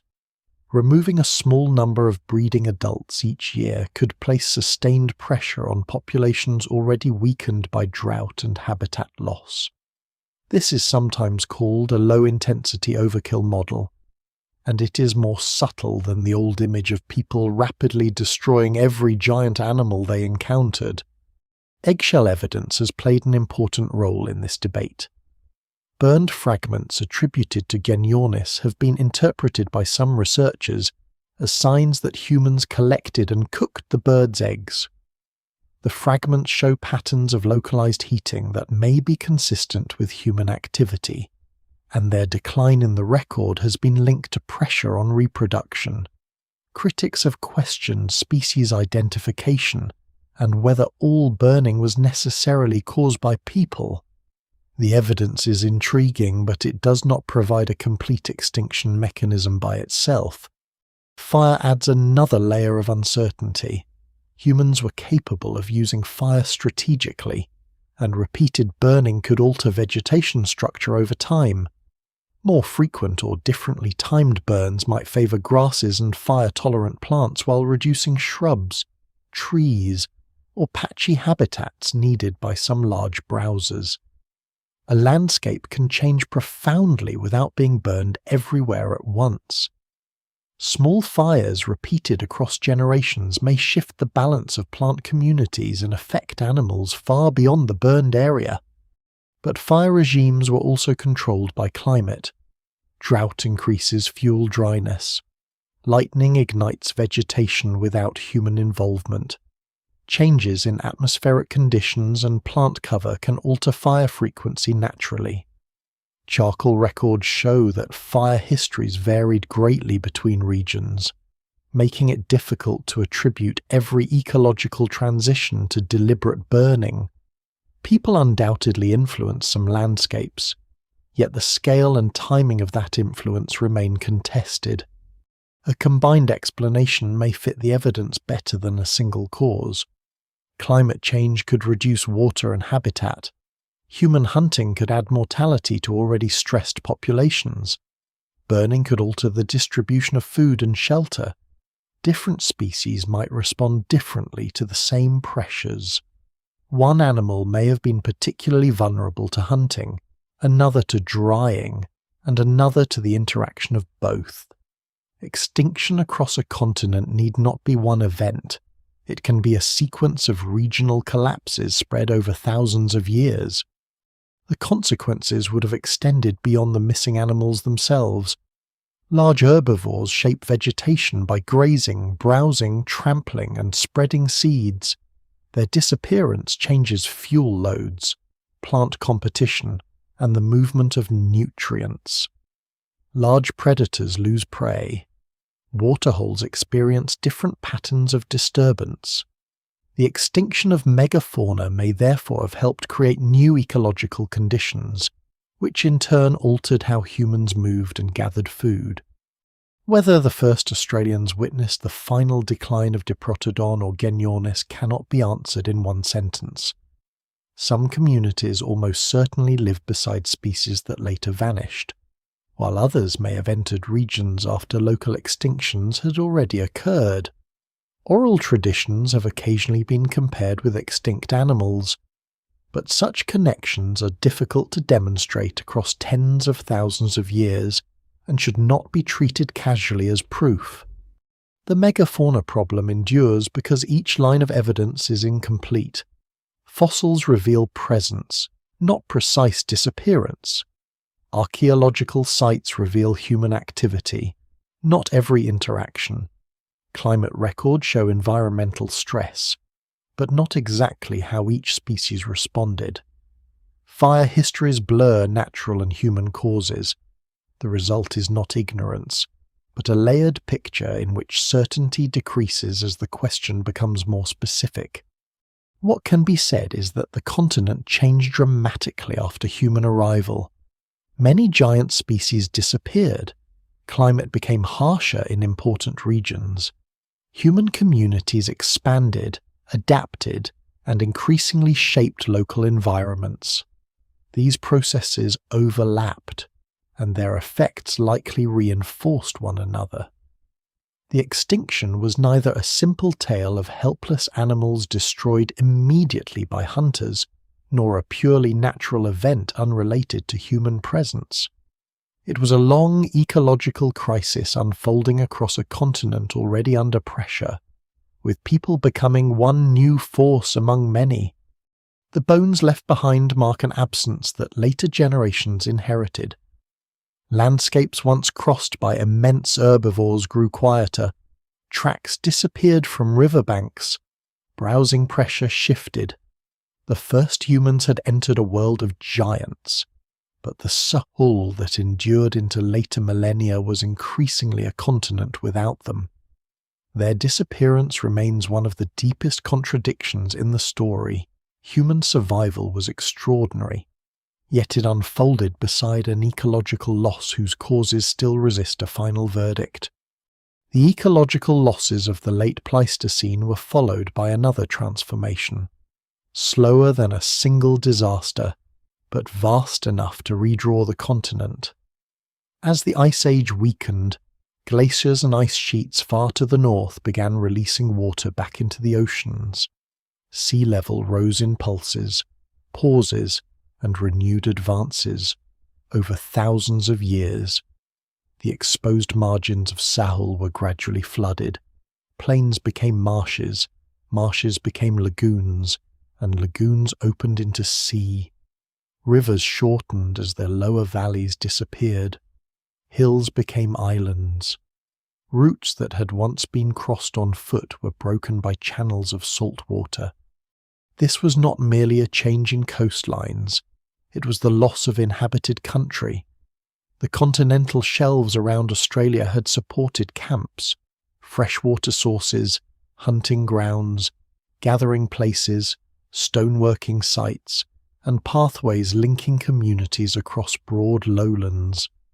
Much of that land now lies beneath the Arafura Sea, the Gulf of Carpentaria, Torres Strait, Bass Strait, and the waters surrounding the western and eastern margins of the continent. Modern maps present these seas as natural boundaries, but for tens of thousands of years they were landscapes crossed by people. In the north, the flooding of the Arafura Shelf erased enormous areas between Australia and New Guinea. Before the sea returned, rivers flowed across this low country, draining wetlands and open plains. Communities could move between regions that later became separate nations and islands. The final formation of Torres Strait did not occur in one moment. Water advanced across lower ground, creating expanding estuaries and tidal channels before the remaining connection disappeared. People living through this process would have watched familiar travel routes become increasingly difficult, then impossible without watercraft. The Gulf of Carpentaria also passed through dramatic stages. At times, its basin held a large lake or inland wetland system, rather than open ocean. As sea level rose, salt water eventually entered and transformed the basin. Freshwater environments were replaced by estuarine and marine ones. Animal distribution shifted. Plant communities changed. Camps placed near rivers and lakes had to move as shorelines migrated. The country was not simply submerged. It was ecologically remade before it vanished beneath the sea. To the south, Bass Strait began as an exposed plain connecting mainland Australia with Lutruwita. People and animals could move across this region without boats, although the climate was often cold and windswept. As the ocean rose, low areas flooded and the land bridge narrowed. Lakes and wetlands became inlets. Higher ground remained as temporary islands before the final separation. Communities in Lutruwita became increasingly isolated from those to the north, not through a deliberate withdrawal, but because the landscape between them dissolved generation by generation. The eastern seaboard lost a narrower shelf than some northern regions, but even there the change was profound. Ancient beaches, estuaries, river mouths, and coastal camps now lie offshore. At places such as Madjedbebe, the surviving archaeological record sits near a coast that was once much farther away. Evidence on modern land may therefore represent inland or near coastal activity within a larger system whose most productive shoreline sites were drowned. The earliest presence may be difficult to detect not because people were absent, but because the places where they lived most intensively are now inaccessible. Western Australia experienced the same retreat in different forms. Broad shelf areas disappeared, particularly in the northwest. Islands such as those of the Kimberley and Pilbara coasts were once hills or uplands within larger terrestrial landscapes. Channels opened between them as sea level rose. A place remembered as an inland ridge by one generation could become a peninsula for another, and an island for descendants centuries later. The speed was slow enough for adaptation, but fast enough to remain visible within cultural memory. Sea level rise is often imagined as water advancing evenly across a flat surface. Real coastlines behave differently. A small vertical rise can flood a great horizontal distance across low plains, while steep cliffs move little. Sandbars form, break, and reform. Storm surges push salt water farther inland. Rivers deposit sediment that temporarily protects some areas while erosion removes others. In certain periods, the shoreline may have shifted rapidly within a few human lifetimes. Elsewhere, it paused long enough for new camps and ecosystems to develop before another rise began. The people living through these changes were not passive victims waiting for the sea. They moved camps, altered routes, adopted new fishing grounds, and maintained contact across newly formed channels where possible. Maritime traditions inherited from Wallacea may have regained importance as once continuous landscapes fragmented. Watercraft that had carried distant ancestors into Sahul could now connect communities separated by the returning ocean. Yet adaptation did not erase loss. A new shoreline could provide resources while still covering burial places, stone sources, freshwater springs, and landscapes tied to ancestral memory.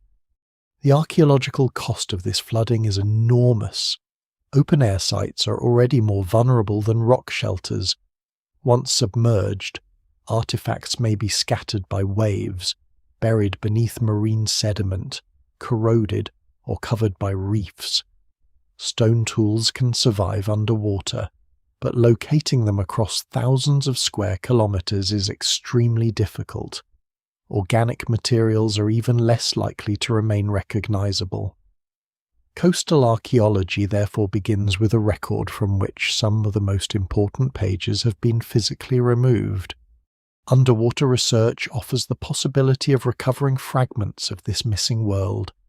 Stone artifacts have been found on submerged landscapes elsewhere in the world, and surveys around Australia have begun identifying ancient terrestrial features beneath the sea. Modern sonar can map drowned river channels, dunes, lakes, and shorelines. Sediment cores reveal pollen, charcoal, and environmental changes, yet confirming a human occupation site underwater requires careful excavation and secure context. A loose stone on the seabed may be natural, displaced, or genuinely worked. The same standards of evidence applied on land become harder beneath waves and sediment. The missing coastal record may also distort debates about migration routes. If the first arrivals followed shorelines, many sites documenting their progress would have been located on plains now submerged. A route may appear archaeologically empty because its surviving dry land portion was never the main corridor. The absence of early sites in Timor, northern Australia, or along the eastern coast cannot be interpreted without considering where the Pleistocene shore actually lay. Modern geography is an unreliable guide to the geography of first settlement. Rising seas also divided populations that had shared broader networks. New Guinea separated from Australia. Lutruwita became an island. Offshore islands formed along many coasts. Communities adapted locally, and cultural differences deepened as regular movement became more difficult. Genetic divergence that had already begun within Sahul may have been reinforced by these new barriers. The flooding did not create all regional distinctions, but it made some separations more permanent. Yet isolation was never absolute. Torres Strait communities later maintained complex maritime connections between Australia and New Guinea. Coastal peoples navigated between islands, reefs, and seasonal resources. The sea became a pathway as much as a boundary. This continuation reminds us that the flooding did not end human movement. It changed its form, replacing familiar walks across plains with voyages through channels that widened over time. For the people who witnessed the transformation, the most powerful evidence was not a scientific curve showing global sea level. It was the disappearance of particular places. A grove no longer stood above the tide. A crossing used in childhood became dangerous. A freshwater pool turned salty. Smoke from a neighbouring camp appeared across water where open ground had once extended. Such observations could be carried in stories long after the original shoreline was gone.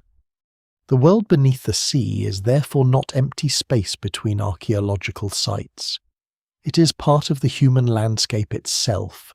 Somewhere below modern waves may lie the oldest landing places, the earliest camps, and the routes that connected the first communities of Sahul. Their loss explains why the beginning of the story remains fragmented. The ocean that once had to be crossed returned thousands of years later, spreading across the margins of the continent and covering much of the evidence that could reveal how that crossing became settlement. When the sea covered the old plains, it did not erase them all at once from human memory. A shoreline can vanish beneath water and still remain present in stories, routes, names, ceremonies, and inherited knowledge. Long before written records, communities preserved information through repeated telling, performance, song, and attachment to place. In Australia, where Aboriginal cultures maintain some of the longest continuous human relationships with particular landscapes anywhere on Earth. Researchers have asked whether oral traditions may contain memories of environmental changes that occurred thousands of years ago. The possibility is both compelling and difficult to prove. Stories are not geological reports disguised as folklore. They can carry moral, spiritual, social, historical, and practical meanings at the same time. A narrative about water covering land may refer to a local flood, a storm surge, a seasonal event, a remembered migration, or a deeper transformation interpreted through cultural lore. Treating every story as a literal eyewitness account would flatten its meaning and risk imposing an outside framework on living traditions. Yet dismissing such accounts as invention can be equally misleading. Along several Australian coasts, Aboriginal traditions describe places that once lay beyond the present shoreline, paths now covered by sea, or periods when people could travel on foot to land that is now separated by water. Some accounts from southern Australia refer to country between the mainland and islands. Others from northern and western regions describe coastal plains, freshwater places, or ancestral routes beneath the sea. Researchers have compared these traditions with reconstructions of post-Ice Age sea level rise and found that certain descriptions appear broadly consistent with landscapes flooded thousands of years ago. If even a portion of these stories preserves information from the period of rising seas, the duration of transmission is extraordinary. The final separation of Lutruwita from mainland Australia occurred several thousand years before the earliest written texts of Mesopotamia. Much of the northern shelf disappeared during a similar broad era. For a memory to endure across such spans, it could not survive as a casual anecdote. It would have to be embedded within systems that encouraged accurate repetition and connected knowledge to responsibility, ceremony, and place. Oral traditions can be more stable than they first appear because they're not necessarily passed through isolated private recollection. Knowledge may be performed collectively, corrected by elders, linked to specific routes, and reinforced by repeated visits to country. Songs can encode sequences of places. Ceremonies can preserve relationships between landmarks. Names can retain information after the visible landscape changes. A story told at one location may make sense only when connected to another, creating a network of memory rather than a single narrative vulnerable to distortion. This does not mean that words remain unchanged for 10,000 years. Languages shift, populations interact, and stories acquire new layers. The underlying structure may survive while details are adapted to later environments and cultural needs. A drowned valley may become associated with ancestral beings. A former crossing may be remembered through a warning about dangerous water. A geological event can remain present without being described in modern scientific terms. The sea level traditions are especially important because the physical evidence of early coastal occupation is so badly reduced. Archaeology can map submerged river channels and ancient shorelines, but it often cannot recover the human meaning of those places. Oral knowledge may preserve what sediment cores cannot, that a particular stretch of seabed was once travelled, inhabited, feared, or valued. Even when a story cannot be dated precisely, it reveals that the modern coast is understood as the result of change rather than an eternal boundary. One of the greatest risks is to search living traditions only for confirmation of scientific models. Aboriginal knowledge does not require validation by geology to possess value, nor should cultural narratives be extracted from communities and treated as anonymous data sets. They belong within systems of authority, ownership, and interpretation. Researchers who compare oral accounts with environmental history must work collaboratively and recognize that some knowledge is restricted, sacred, or not available for public explanation. When handled carefully, the comparison can broaden both archaeology and environmental science. A geological model may show that a plain was flooded around a particular period. A cultural tradition may identify that area as former country, connected to travel or ancestry. Neither source replaces the other. Together they suggest that human experience accompanied the environmental transformation. The map gains movement, memory, and consequence. The old land bridge to Lutruwita offers a particularly vivid example. Before Bass Strait formed, people moved across an exposed plain connecting the southern peninsula to mainland Sahul. As sea level rose, that country narrowed and fragmented. Later generations in Lutruwita lived on an island, separated from communities to the north by dangerous water. Oral traditions from parts of southern Australia have been interpreted as possible memories of former connections or coastal flooding, though scholars remain cautious about direct historical reconstruction. In the north, the disappearance of the Arafura Plains and the formation of Torres Strait created another profound transformation.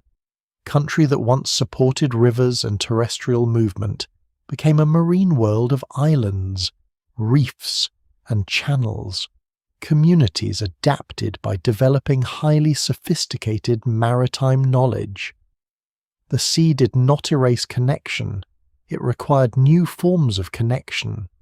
Routes once walked could be replaced by routes sailed, and remembered landscapes could become part of navigation through waters covering older ground.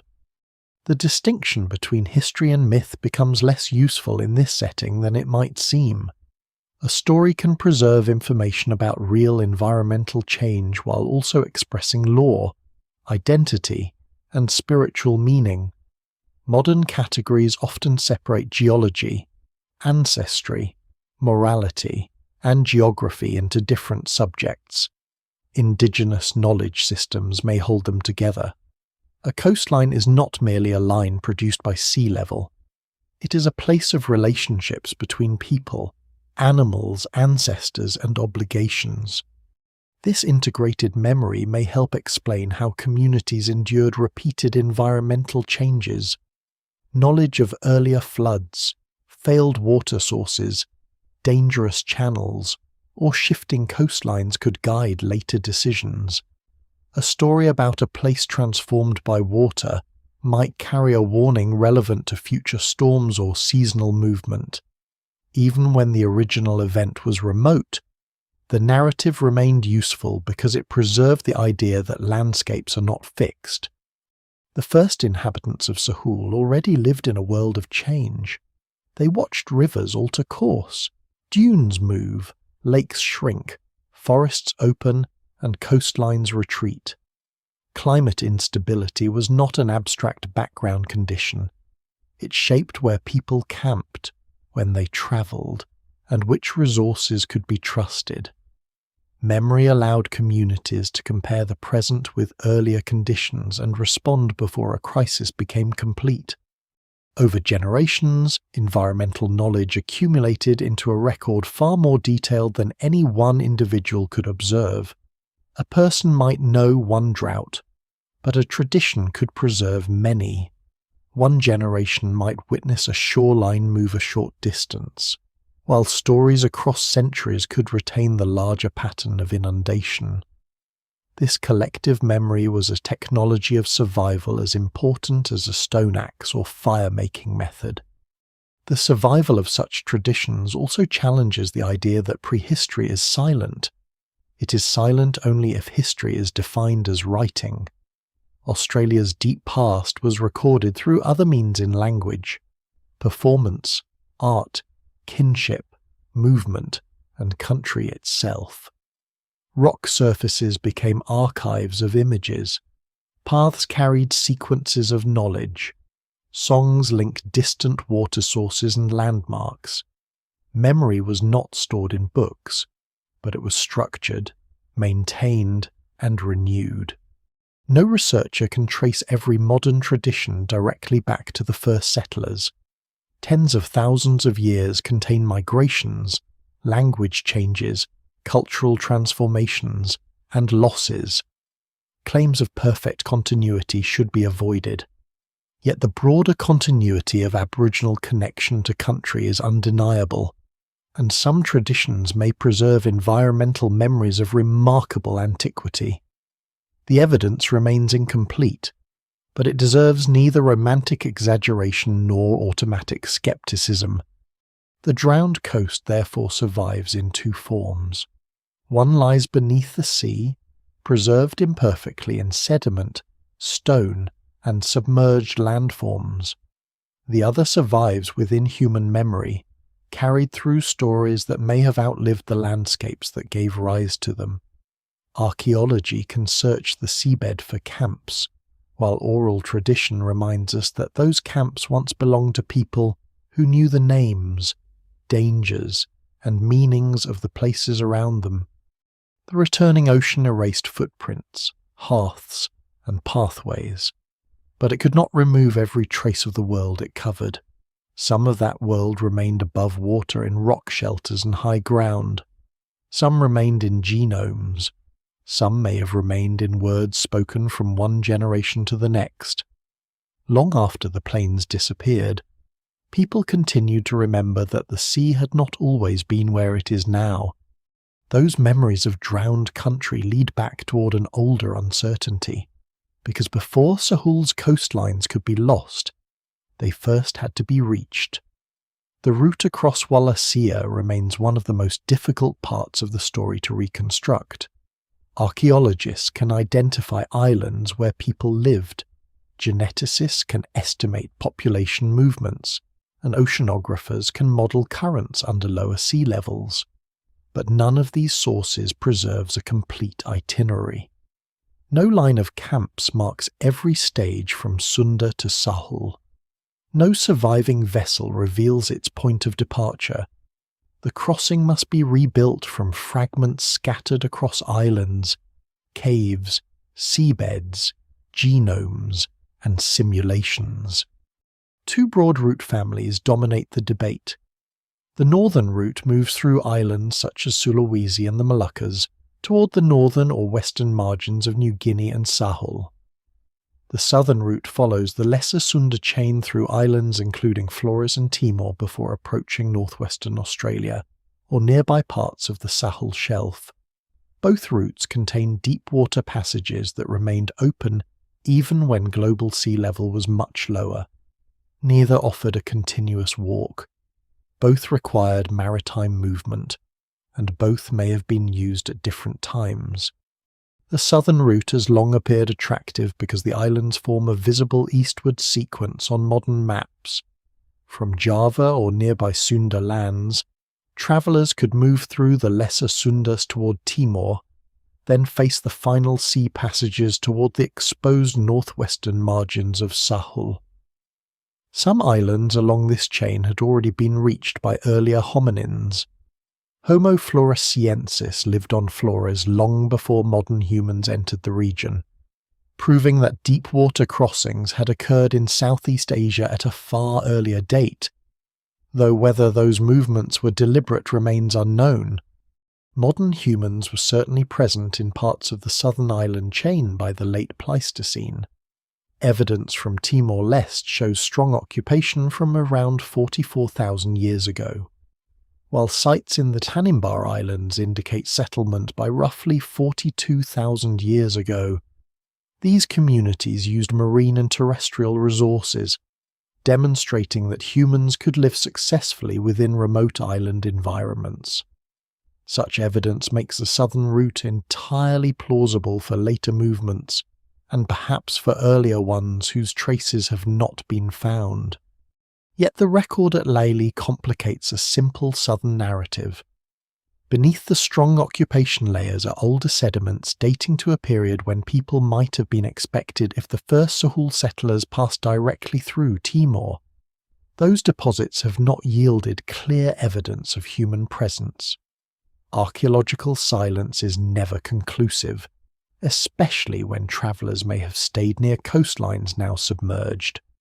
The cave may simply have been avoided, occupied too briefly to leave recognisable traces, or used during a period not represented in the excavated area. Still, the absence weakens the idea that Timor must have been the obvious gateway for the earliest migration. The northern route has gained attention from several different lines of evidence. The ancient hand stencil in Sulawesi, at least 67,800 years old, places Homo sapiens deep within Wallacea at an extraordinarily early date.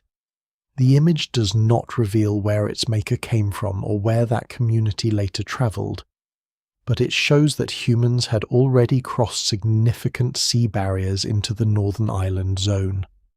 The timing is particularly important because it overlaps with the broad period proposed for the earlier settlement of Sahul. From Sulawesi, movement could have continued through island clusters toward New Guinea or the western edge of the Sahul Shelf. The geography is complicated, with many possible branches rather than one clean corridor. Some passages are shorter but exposed to difficult currents. Others require longer journeys while offering larger or more visible land targets. High islands may be detectable through clouds or mountain silhouettes from greater distances than low islands, making visual navigation possible in some conditions. Recent models have attempted to compare these routes by combining paleogeography with ancient currents and estimates of travel cost. Lower sea level changed the size and shape of islands, but did not eliminate the major channels. Currents flowed through passages shaped by monsoon winds, tides, and exchange between the Pacific and Indian Oceans. A voyage that appears short when measured in kilometers could become difficult if currents pushed a vessel away from its destination. Another route might be longer in distance but safer because water movement favored the direction of travel. When currents and changing sea levels are included, some recent reconstructions give northern pathways an advantage during parts of the period between roughly 65,000 and 45,000 years ago. This does not prove that ancient travellers calculated an optimal route, or that the northern corridor was used exclusively. Least-cost models simplify human behaviour. They cannot know which islands were culturally familiar, which resources attracted travellers, which storms occurred, or what information was carried through social networks. They identify possibilities and relative advantages, not the decisions of particular communities. The question of visibility is equally important. Some popular accounts imagine the first voyagers launching toward land they could not see, while others picture a continuous chain of islands always visible from one another. Reality likely varied by crossing. Mountains could rise above the horizon when lower shores remained hidden. Smoke from distant fires might reveal human presence. Clouds could gather over high terrain. Birds flying consistently in one direction near dusk might suggest land. During other crossings, no reliable visual sign may have existed. A destination does not need to be directly visible for a voyage to be intentional. Travellers may know of land through previous scouting journeys, drifting objects, animal movements, or information exchanged with neighbouring groups. They may also infer its existence from environmental signs. Deliberate movement does not require modern-style maps. It requires confidence that a destination lies somewhere beyond the horizon and enough practical knowledge to improve the chance of reaching it. Accidental drift remains part of the debate because currents can transport people between islands. Storms can carry fishing parties away from shore, and a vessel may reach land its occupants never intended to visit. Such events probably occurred throughout human maritime history. A single island population could begin through chance if enough people arrived and survived. But a complete migration from Sunda to Sahul requires multiple successful passages, followed by a founding population large enough to persist. This is where the accidental model becomes strained. One unplanned crossing is possible. A sequence of independent accidents, all moving broadly eastward across deep channels and eventually producing a viable continental population, is much less convincing. Demographic studies suggest that successful settlement required a substantial founding population, perhaps built through repeated voyages over many generations. That pattern points toward established roots, social communication, and continuing movement rather than one extraordinary castaway event. The vessels themselves remain invisible, and this absence prevents certainty about range or control. A raft pushed largely by current would behave differently from a paddled craft. A dugout could offer maneuverability but require large timber and demanding manufacture. Bamboo might provide buoyancy in some areas. Bark, reeds, lashings, and wooden frames could produce other designs. The archaeological record cannot yet identify which solutions were used, and different communities may have used different vessels. The same uncertainty applies to navigation. There is no evidence for instruments, formal charts, or sailing rigs at this date, yet navigation can be highly effective without any of them. Coastal and island communities can develop precise knowledge of wind direction, swell patterns, stars, birds, tides, and seasonal weather. Such skill is learned through practice and held collectively. The first crossings may have depended less on a single technological invention than on generations of attention to the sea. Multiple routes may ultimately provide the best explanation. Genetic evidence suggesting at least 2 streams into Sahul is compatible with northern and southern entries, though it cannot assign each lineage to a specific chain of islands with certainty. One population movement may have entered nearer New Guinea, another nearer northwestern Australia. Later contact within Sahul could have mixed these groups, obscuring the original pattern. Alternatively, the genetic divisions may have formed after one entry as populations spread rapidly through the continent. The routes need not have remained fixed. Changing sea level altered distances and island sizes. Currents varied with climate and season. A corridor favourable at one time might become less useful centuries later. Human populations also changed. An island once unoccupied could become a centre of knowledge and exchange, making later voyages easier. The first crossing network may have evolved through exploration, return travel, failure, and gradual familiarity.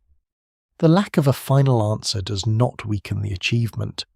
Whether the earlier settlers came primarily through Sulawesi and the Northern Islands, through Timor and the Southern Chain, or through more than one corridor, they crossed a region that never became a simple land bridge. They entered open water repeatedly, carried communities between ecological worlds, and eventually reached a continent beyond Wallacea.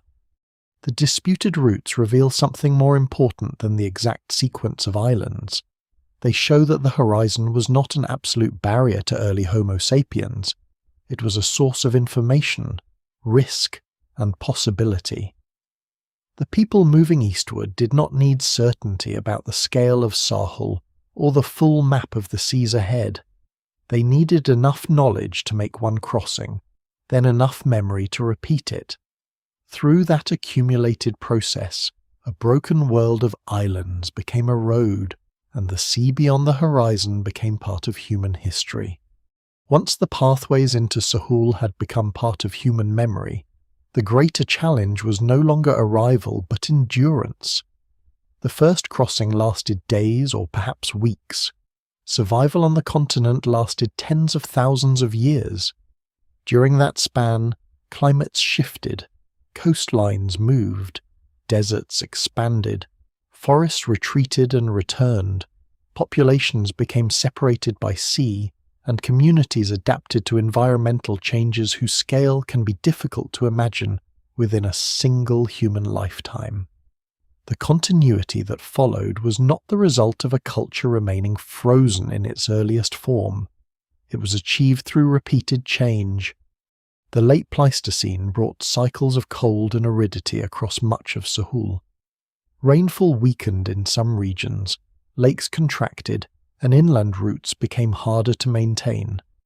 Around the last glacial maximum, roughly 26,000 to 19,000 years ago, global temperatures fell, sea level dropped further, and large areas of Australia became colder and drier.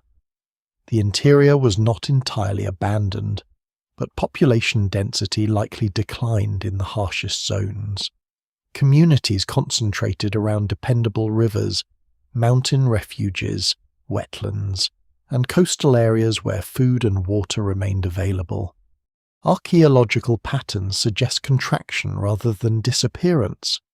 Some sites show reduced occupation during severe climatic phases, while others became more intensively used. People reorganized their movements, gathering around ecological refuges and later expanding again when conditions improved. This flexibility was possible because survival did not depend on a single crop, settlement, or narrow food source. Communities could alter seasonal routes, change diets, maintain distant social connections, and draw on detailed knowledge of resources that appeared only under particular conditions. The continent's arid centre required especially deep adaptation. Water sources could fail for years, then refill after distant rainfall. Temporary lakes transformed dry basins into productive ecosystems before evaporating again. People learned to follow these cycles rather than expect permanent abundance. They used rock shelters, river corridors, springs, and reliable waterholes as anchors within much larger territories. Social networks connected these places, reducing the danger of complete isolation when one region suffered drought. Objects moving across long distances reveal the strength of those networks. Stone, ochre, shell, and other materials travelled far beyond their original sources. Some movement occurred through direct journeys, but much was probably carried through chains of exchange. Such circulation linked communities across ecological boundaries and allowed information to travel with material goods. Knowledge of rainfall, food conditions, ceremonies, alliances, and safe routes could pass between people who lived hundreds of kilometers apart. These connections did not prevent cultural diversity. Across Sahul, populations developed many languages, artistic traditions, technologies, and social systems. Different environments encouraged different forms of mobility and resource use. Coastal peoples refined knowledge of tides, reefs, estuaries, and marine species. Desert communities maintained precise maps of water and seasonal plants. Highland populations adapted to cold valleys and steep terrain. Forest communities used resources that could be invisible to outsiders unfamiliar with dense vegetation. Technology changed with these local histories. Stone tools varied through time and region. Fishing equipment, traps, nets, containers, clothing, and wooden objects almost certainly changed as well, though most have not survived. In later periods, specialized technologies appeared in particular areas, including complex fish traps, ground implements, and equipment suited to intensified plant processing. These developments show innovation within long continuity, not a static way of life repeated without alteration. The construction of elaborate fish trapping systems in some regions demonstrates how communities could reshape local productivity without adopting agriculture in the conventional sense. Channels, weirs, and stone arrangements guided fish or eels into controlled spaces, allowing seasonal abundance to be harvested efficiently. At places such as Madjedbebe in southeastern Australia, later Aboriginal communities created extensive aquaculture landscapes associated with eel management. These systems belong to a much more recent period than the first arrival, but they emerge from the same broader tradition of close environmental observation and deliberate management. Fire remained equally important. Through repeated, carefully timed burning, people maintained mosaics of vegetation at different stages of growth. These patterns supported varied plant and animal resources, reduced dense fuel in some areas, and kept pathways open. The practice was regionally diverse and responsive to weather, vegetation, and cultural responsibility. It was not one continent-wide method applied uniformly, but many local traditions grounded in particular country. When rising seas separated New Guinea and Lutruwita from mainland Australia, communities on either side followed increasingly distinct paths. In Lutruwita, isolation lasted thousands of years. Some technologies used on the mainland were absent or abandoned there, a pattern once incorrectly interpreted as cultural decline. A more careful view recognizes adaptation to local needs. Technologies survive when they remain useful within a particular environment and social system. Abandoning a tool can be as deliberate as inventing one. Isolation did not imply intellectual or cultural impoverishment. Tasmanian Aboriginal communities endured cold, wind, seasonal scarcity, and geographic separation through social knowledge suited to the island. Their survival demonstrates that complexity cannot be measured by counting artifact types. Much of culture resides in relationships, language, ecological understanding, ceremony, and skills that leave little durable trace. Elsewhere, the Holocene brought warmer conditions and rising populations. Coastlines approached their modern positions, new estuaries formed, and marine ecosystems developed in places that had once been inland. People adapted to mangroves, reefs, tidal flats, and newly created islands. Shell middens accumulated along many coasts, recording intensive use of marine resources. Inland, communities responded to changing rainfall and vegetation by revising mobility patterns and resource management. Rock art traditions also expanded and changed. Across northern and western Australia, painted and engraved images document shifting styles, animals, technologies, and social concerns. Some depict species or environments from earlier periods, while later works record new objects and encounters. Dating rock art is often difficult, and claims of extreme antiquity require caution. Yet the long sequences demonstrate that visual culture remained active, responsive, and connected to changing worlds. Language diversified on an extraordinary scale. Before European colonization, hundreds of Aboriginal languages were spoken across Australia, representing many distinct community and histories. Their distribution reflects ancient population movements, regional contact, separation, and renewal. Languages carried environmental knowledge with great precision, naming plants, animals, water sources, winds, kin relationships, and obligations to country, through speech, song, and performance. Landscapes became structured archives. Continuity, therefore, depended on more than simply remaining in one place.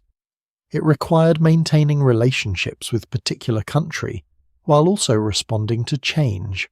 A river could shift, a coastline retreat, or a drought alter the availability of food. But knowledge systems allowed people to reinterpret those transformations without losing connection.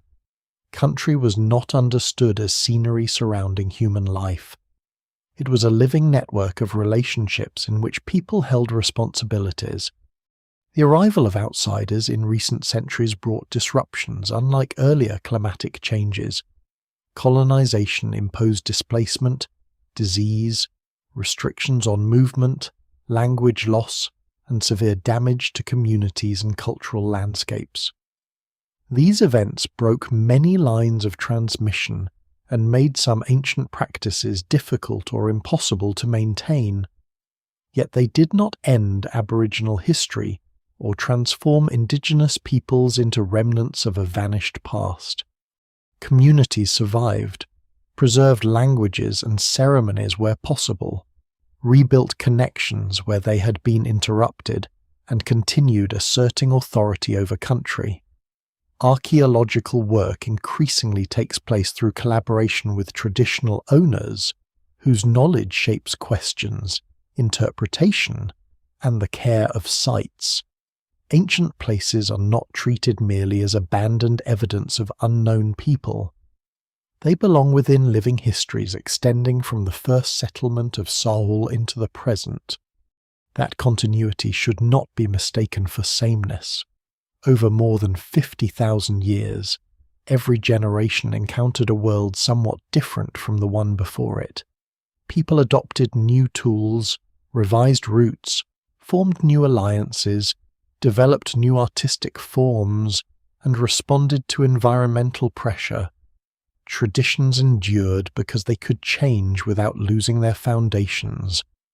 The first voyagers had crossed Wallacea through cooperation and remembered knowledge. Their descendants survived Sahul through the same deeper capacities, expanded across far greater scales. When seas rose, routes became voyages. When deserts spread, networks gathered around refugees. When islands formed, communities adapted to separation. When later upheavals threatened language and connection, cultural memory persisted. The extraordinary length of Aboriginal history is therefore not simply a measure of time.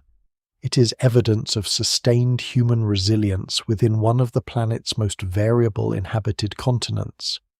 The story begins with people facing water beyond an island shore, but it continues through countless decisions made long after the first landing: when to burn, where to travel, what to gather, whom to trust, which places to protect, and how to carry knowledge forward when the landscape itself refuses to remain still.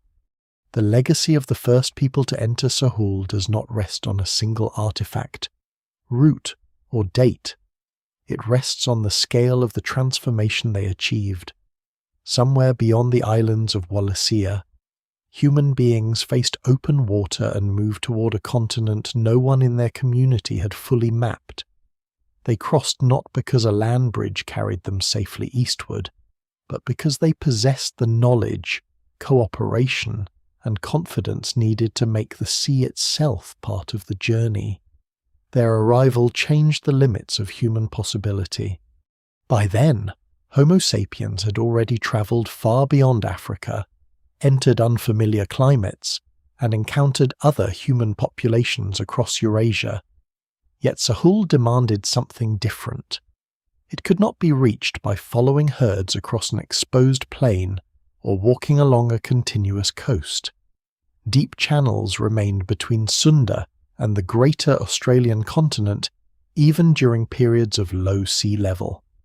The travellers had to leave secure ground, carry supplies onto vessels, and trust in destinations that might be faint, partly hidden, or entirely beyond sight. That decision was probably made many times rather than once. Some voyages may have ended on nearby islands, others may have failed without leaving any trace. Information accumulated through return journeys, observation, birds, clouds, currents, winds, and stories exchanged between communities. Gradually, one island led to another, and the broken geography of Wallacea became a network of possible routes. A passage that had once been an experiment could become known water. A distant shore could become a place with fresh water, stone, shelter, and names. The final crossing into Sahul was therefore not the act of an isolated genius standing alone against the ocean. It was a social achievement. People built vessels from materials gathered and shaped by many hands. They carried food prepared by others and knowledge inherited from earlier generations. Demographic models suggest that settlement required repeated movement and substantial founding numbers. The human presence in Sahul was created not by one miraculous raft, but by relationships strong enough to cross the sea more than once. The exact route remains unresolved. Sulawesi offers remarkably early evidence of modern humans in northern Wallacea, including a hand stencil at least 67,800 years old. Timor and Tanimbar preserved later, strong records of island occupation and maritime adaptation. Models of ancient currents increasingly show that northern pathways may have offered important advantages during some periods.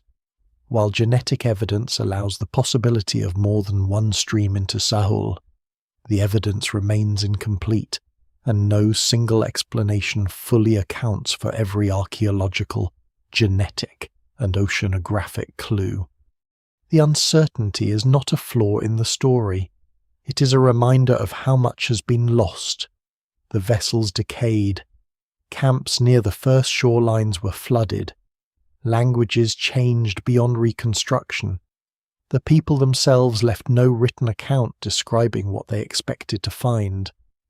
Archaeology sees the journey through indirect signs: a hand outlined in pigment, a flake beneath an ancient shelter, a grinding surface worn by repeated work, a pattern in living genomes, a drowned river channel mapped beneath the sea. Madjedbebe stands among the most important of those signs. Its early occupation layers may date to around 65,000 years ago, though that estimate remains debated. Recent genetic work supports a broad arrival near 60,000 years ago and suggests multiple routes, while other scholars argue for a later chronology based partly on the timing of Neanderthal ancestry. The first settlement cannot yet be assigned one uncontested year. Still, every serious chronology places the human history of Sahul deep within the Pleistocene. Once people arrived, they did not remain near a northern landing place. They spread through tropical woodlands, wetlands, river systems, forests, mountains, dry interiors, temperate plains, and the cold country of southern Sahul. By around 41,600 years ago, people were living in Sulawesi, long before rising seas separated it from the mainland. Their expansion was not simply rapid movement across space. It was the creation of distinct systems of knowledge suited to environments that differed radically from one another. They learned plants that could nourish or poison depending on preparation. They found stone and transformed it into specialized tools. They ground pigments whose practical and symbolic meanings cannot be fully recovered. They used fire for warmth, cooking, travel, and the careful management of vegetation. They followed rivers and ancient coasts, then moved beyond them into country where survival depended on hidden water and seasonal memory. The continent became habitable because experience was converted into shared tradition. The first settlers also entered an ecological world of giant animals. Their lives overlapped with immense marsupials, large flightless birds, powerful reptiles, and predators now absent from the land. Many of those species disappeared during a period of climate instability and growing human influence. Scholars continue to debate the balance between environmental change, hunting, altered fire regimes, and the interaction of several pressures.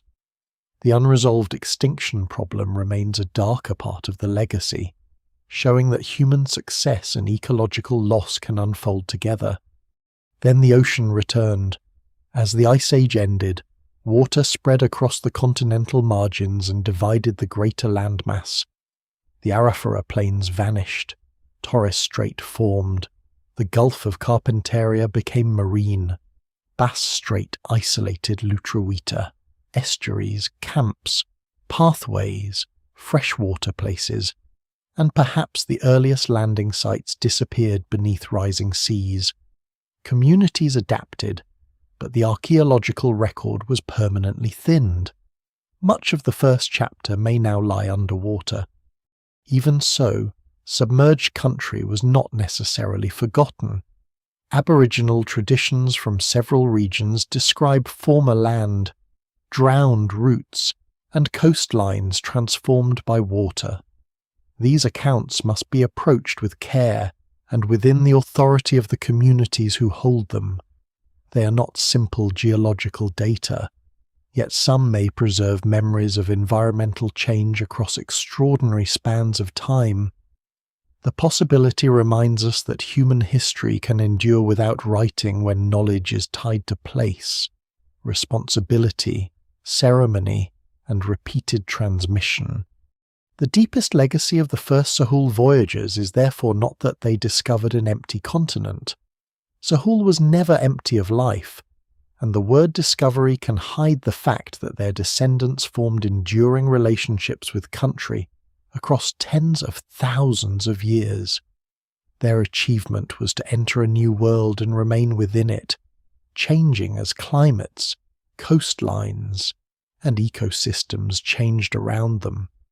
From those beginnings emerged the many Aboriginal and Papuan histories that continue into the present. Their genetic inheritance also preserves older encounters along the road east. Neanderthal ancestry links them to contacts elsewhere in Eurasia. Denisovan-related DNA points toward meetings with archaic human populations somewhere in Asia, whose fossils remain almost entirely unknown. These traces reveal that the movement into Sahul was not a simple march by one untouched lineage. It was part of a wider human story of separation, encounter, mixture, and survival. Yet genes cannot contain the meaning of the journey. They do not preserve the fear of launching into rough water, the first sight of an unfamiliar coastline, or the relief of finding fresh water beyond the beach. They cannot show who chose the departure time, who remembered the current, or who recognized signs of land in distant cloud. Those human details have vanished, but the successful settlement of Sahul proves that such knowledge existed. The horizon changed humanity because it ceased to be only a limit. For the people of Wallacea, it became a place from which information could be gathered and possibility imagined. Beyond it might lie danger, but also land. That mental step was as important as the vessel itself. A community had to act on incomplete knowledge, accept risk that could not be removed, and invest in a future located beyond visible ground. Long afterward, their descendants would cross deserts, mountain passes, flooded plains, and newly formed seas.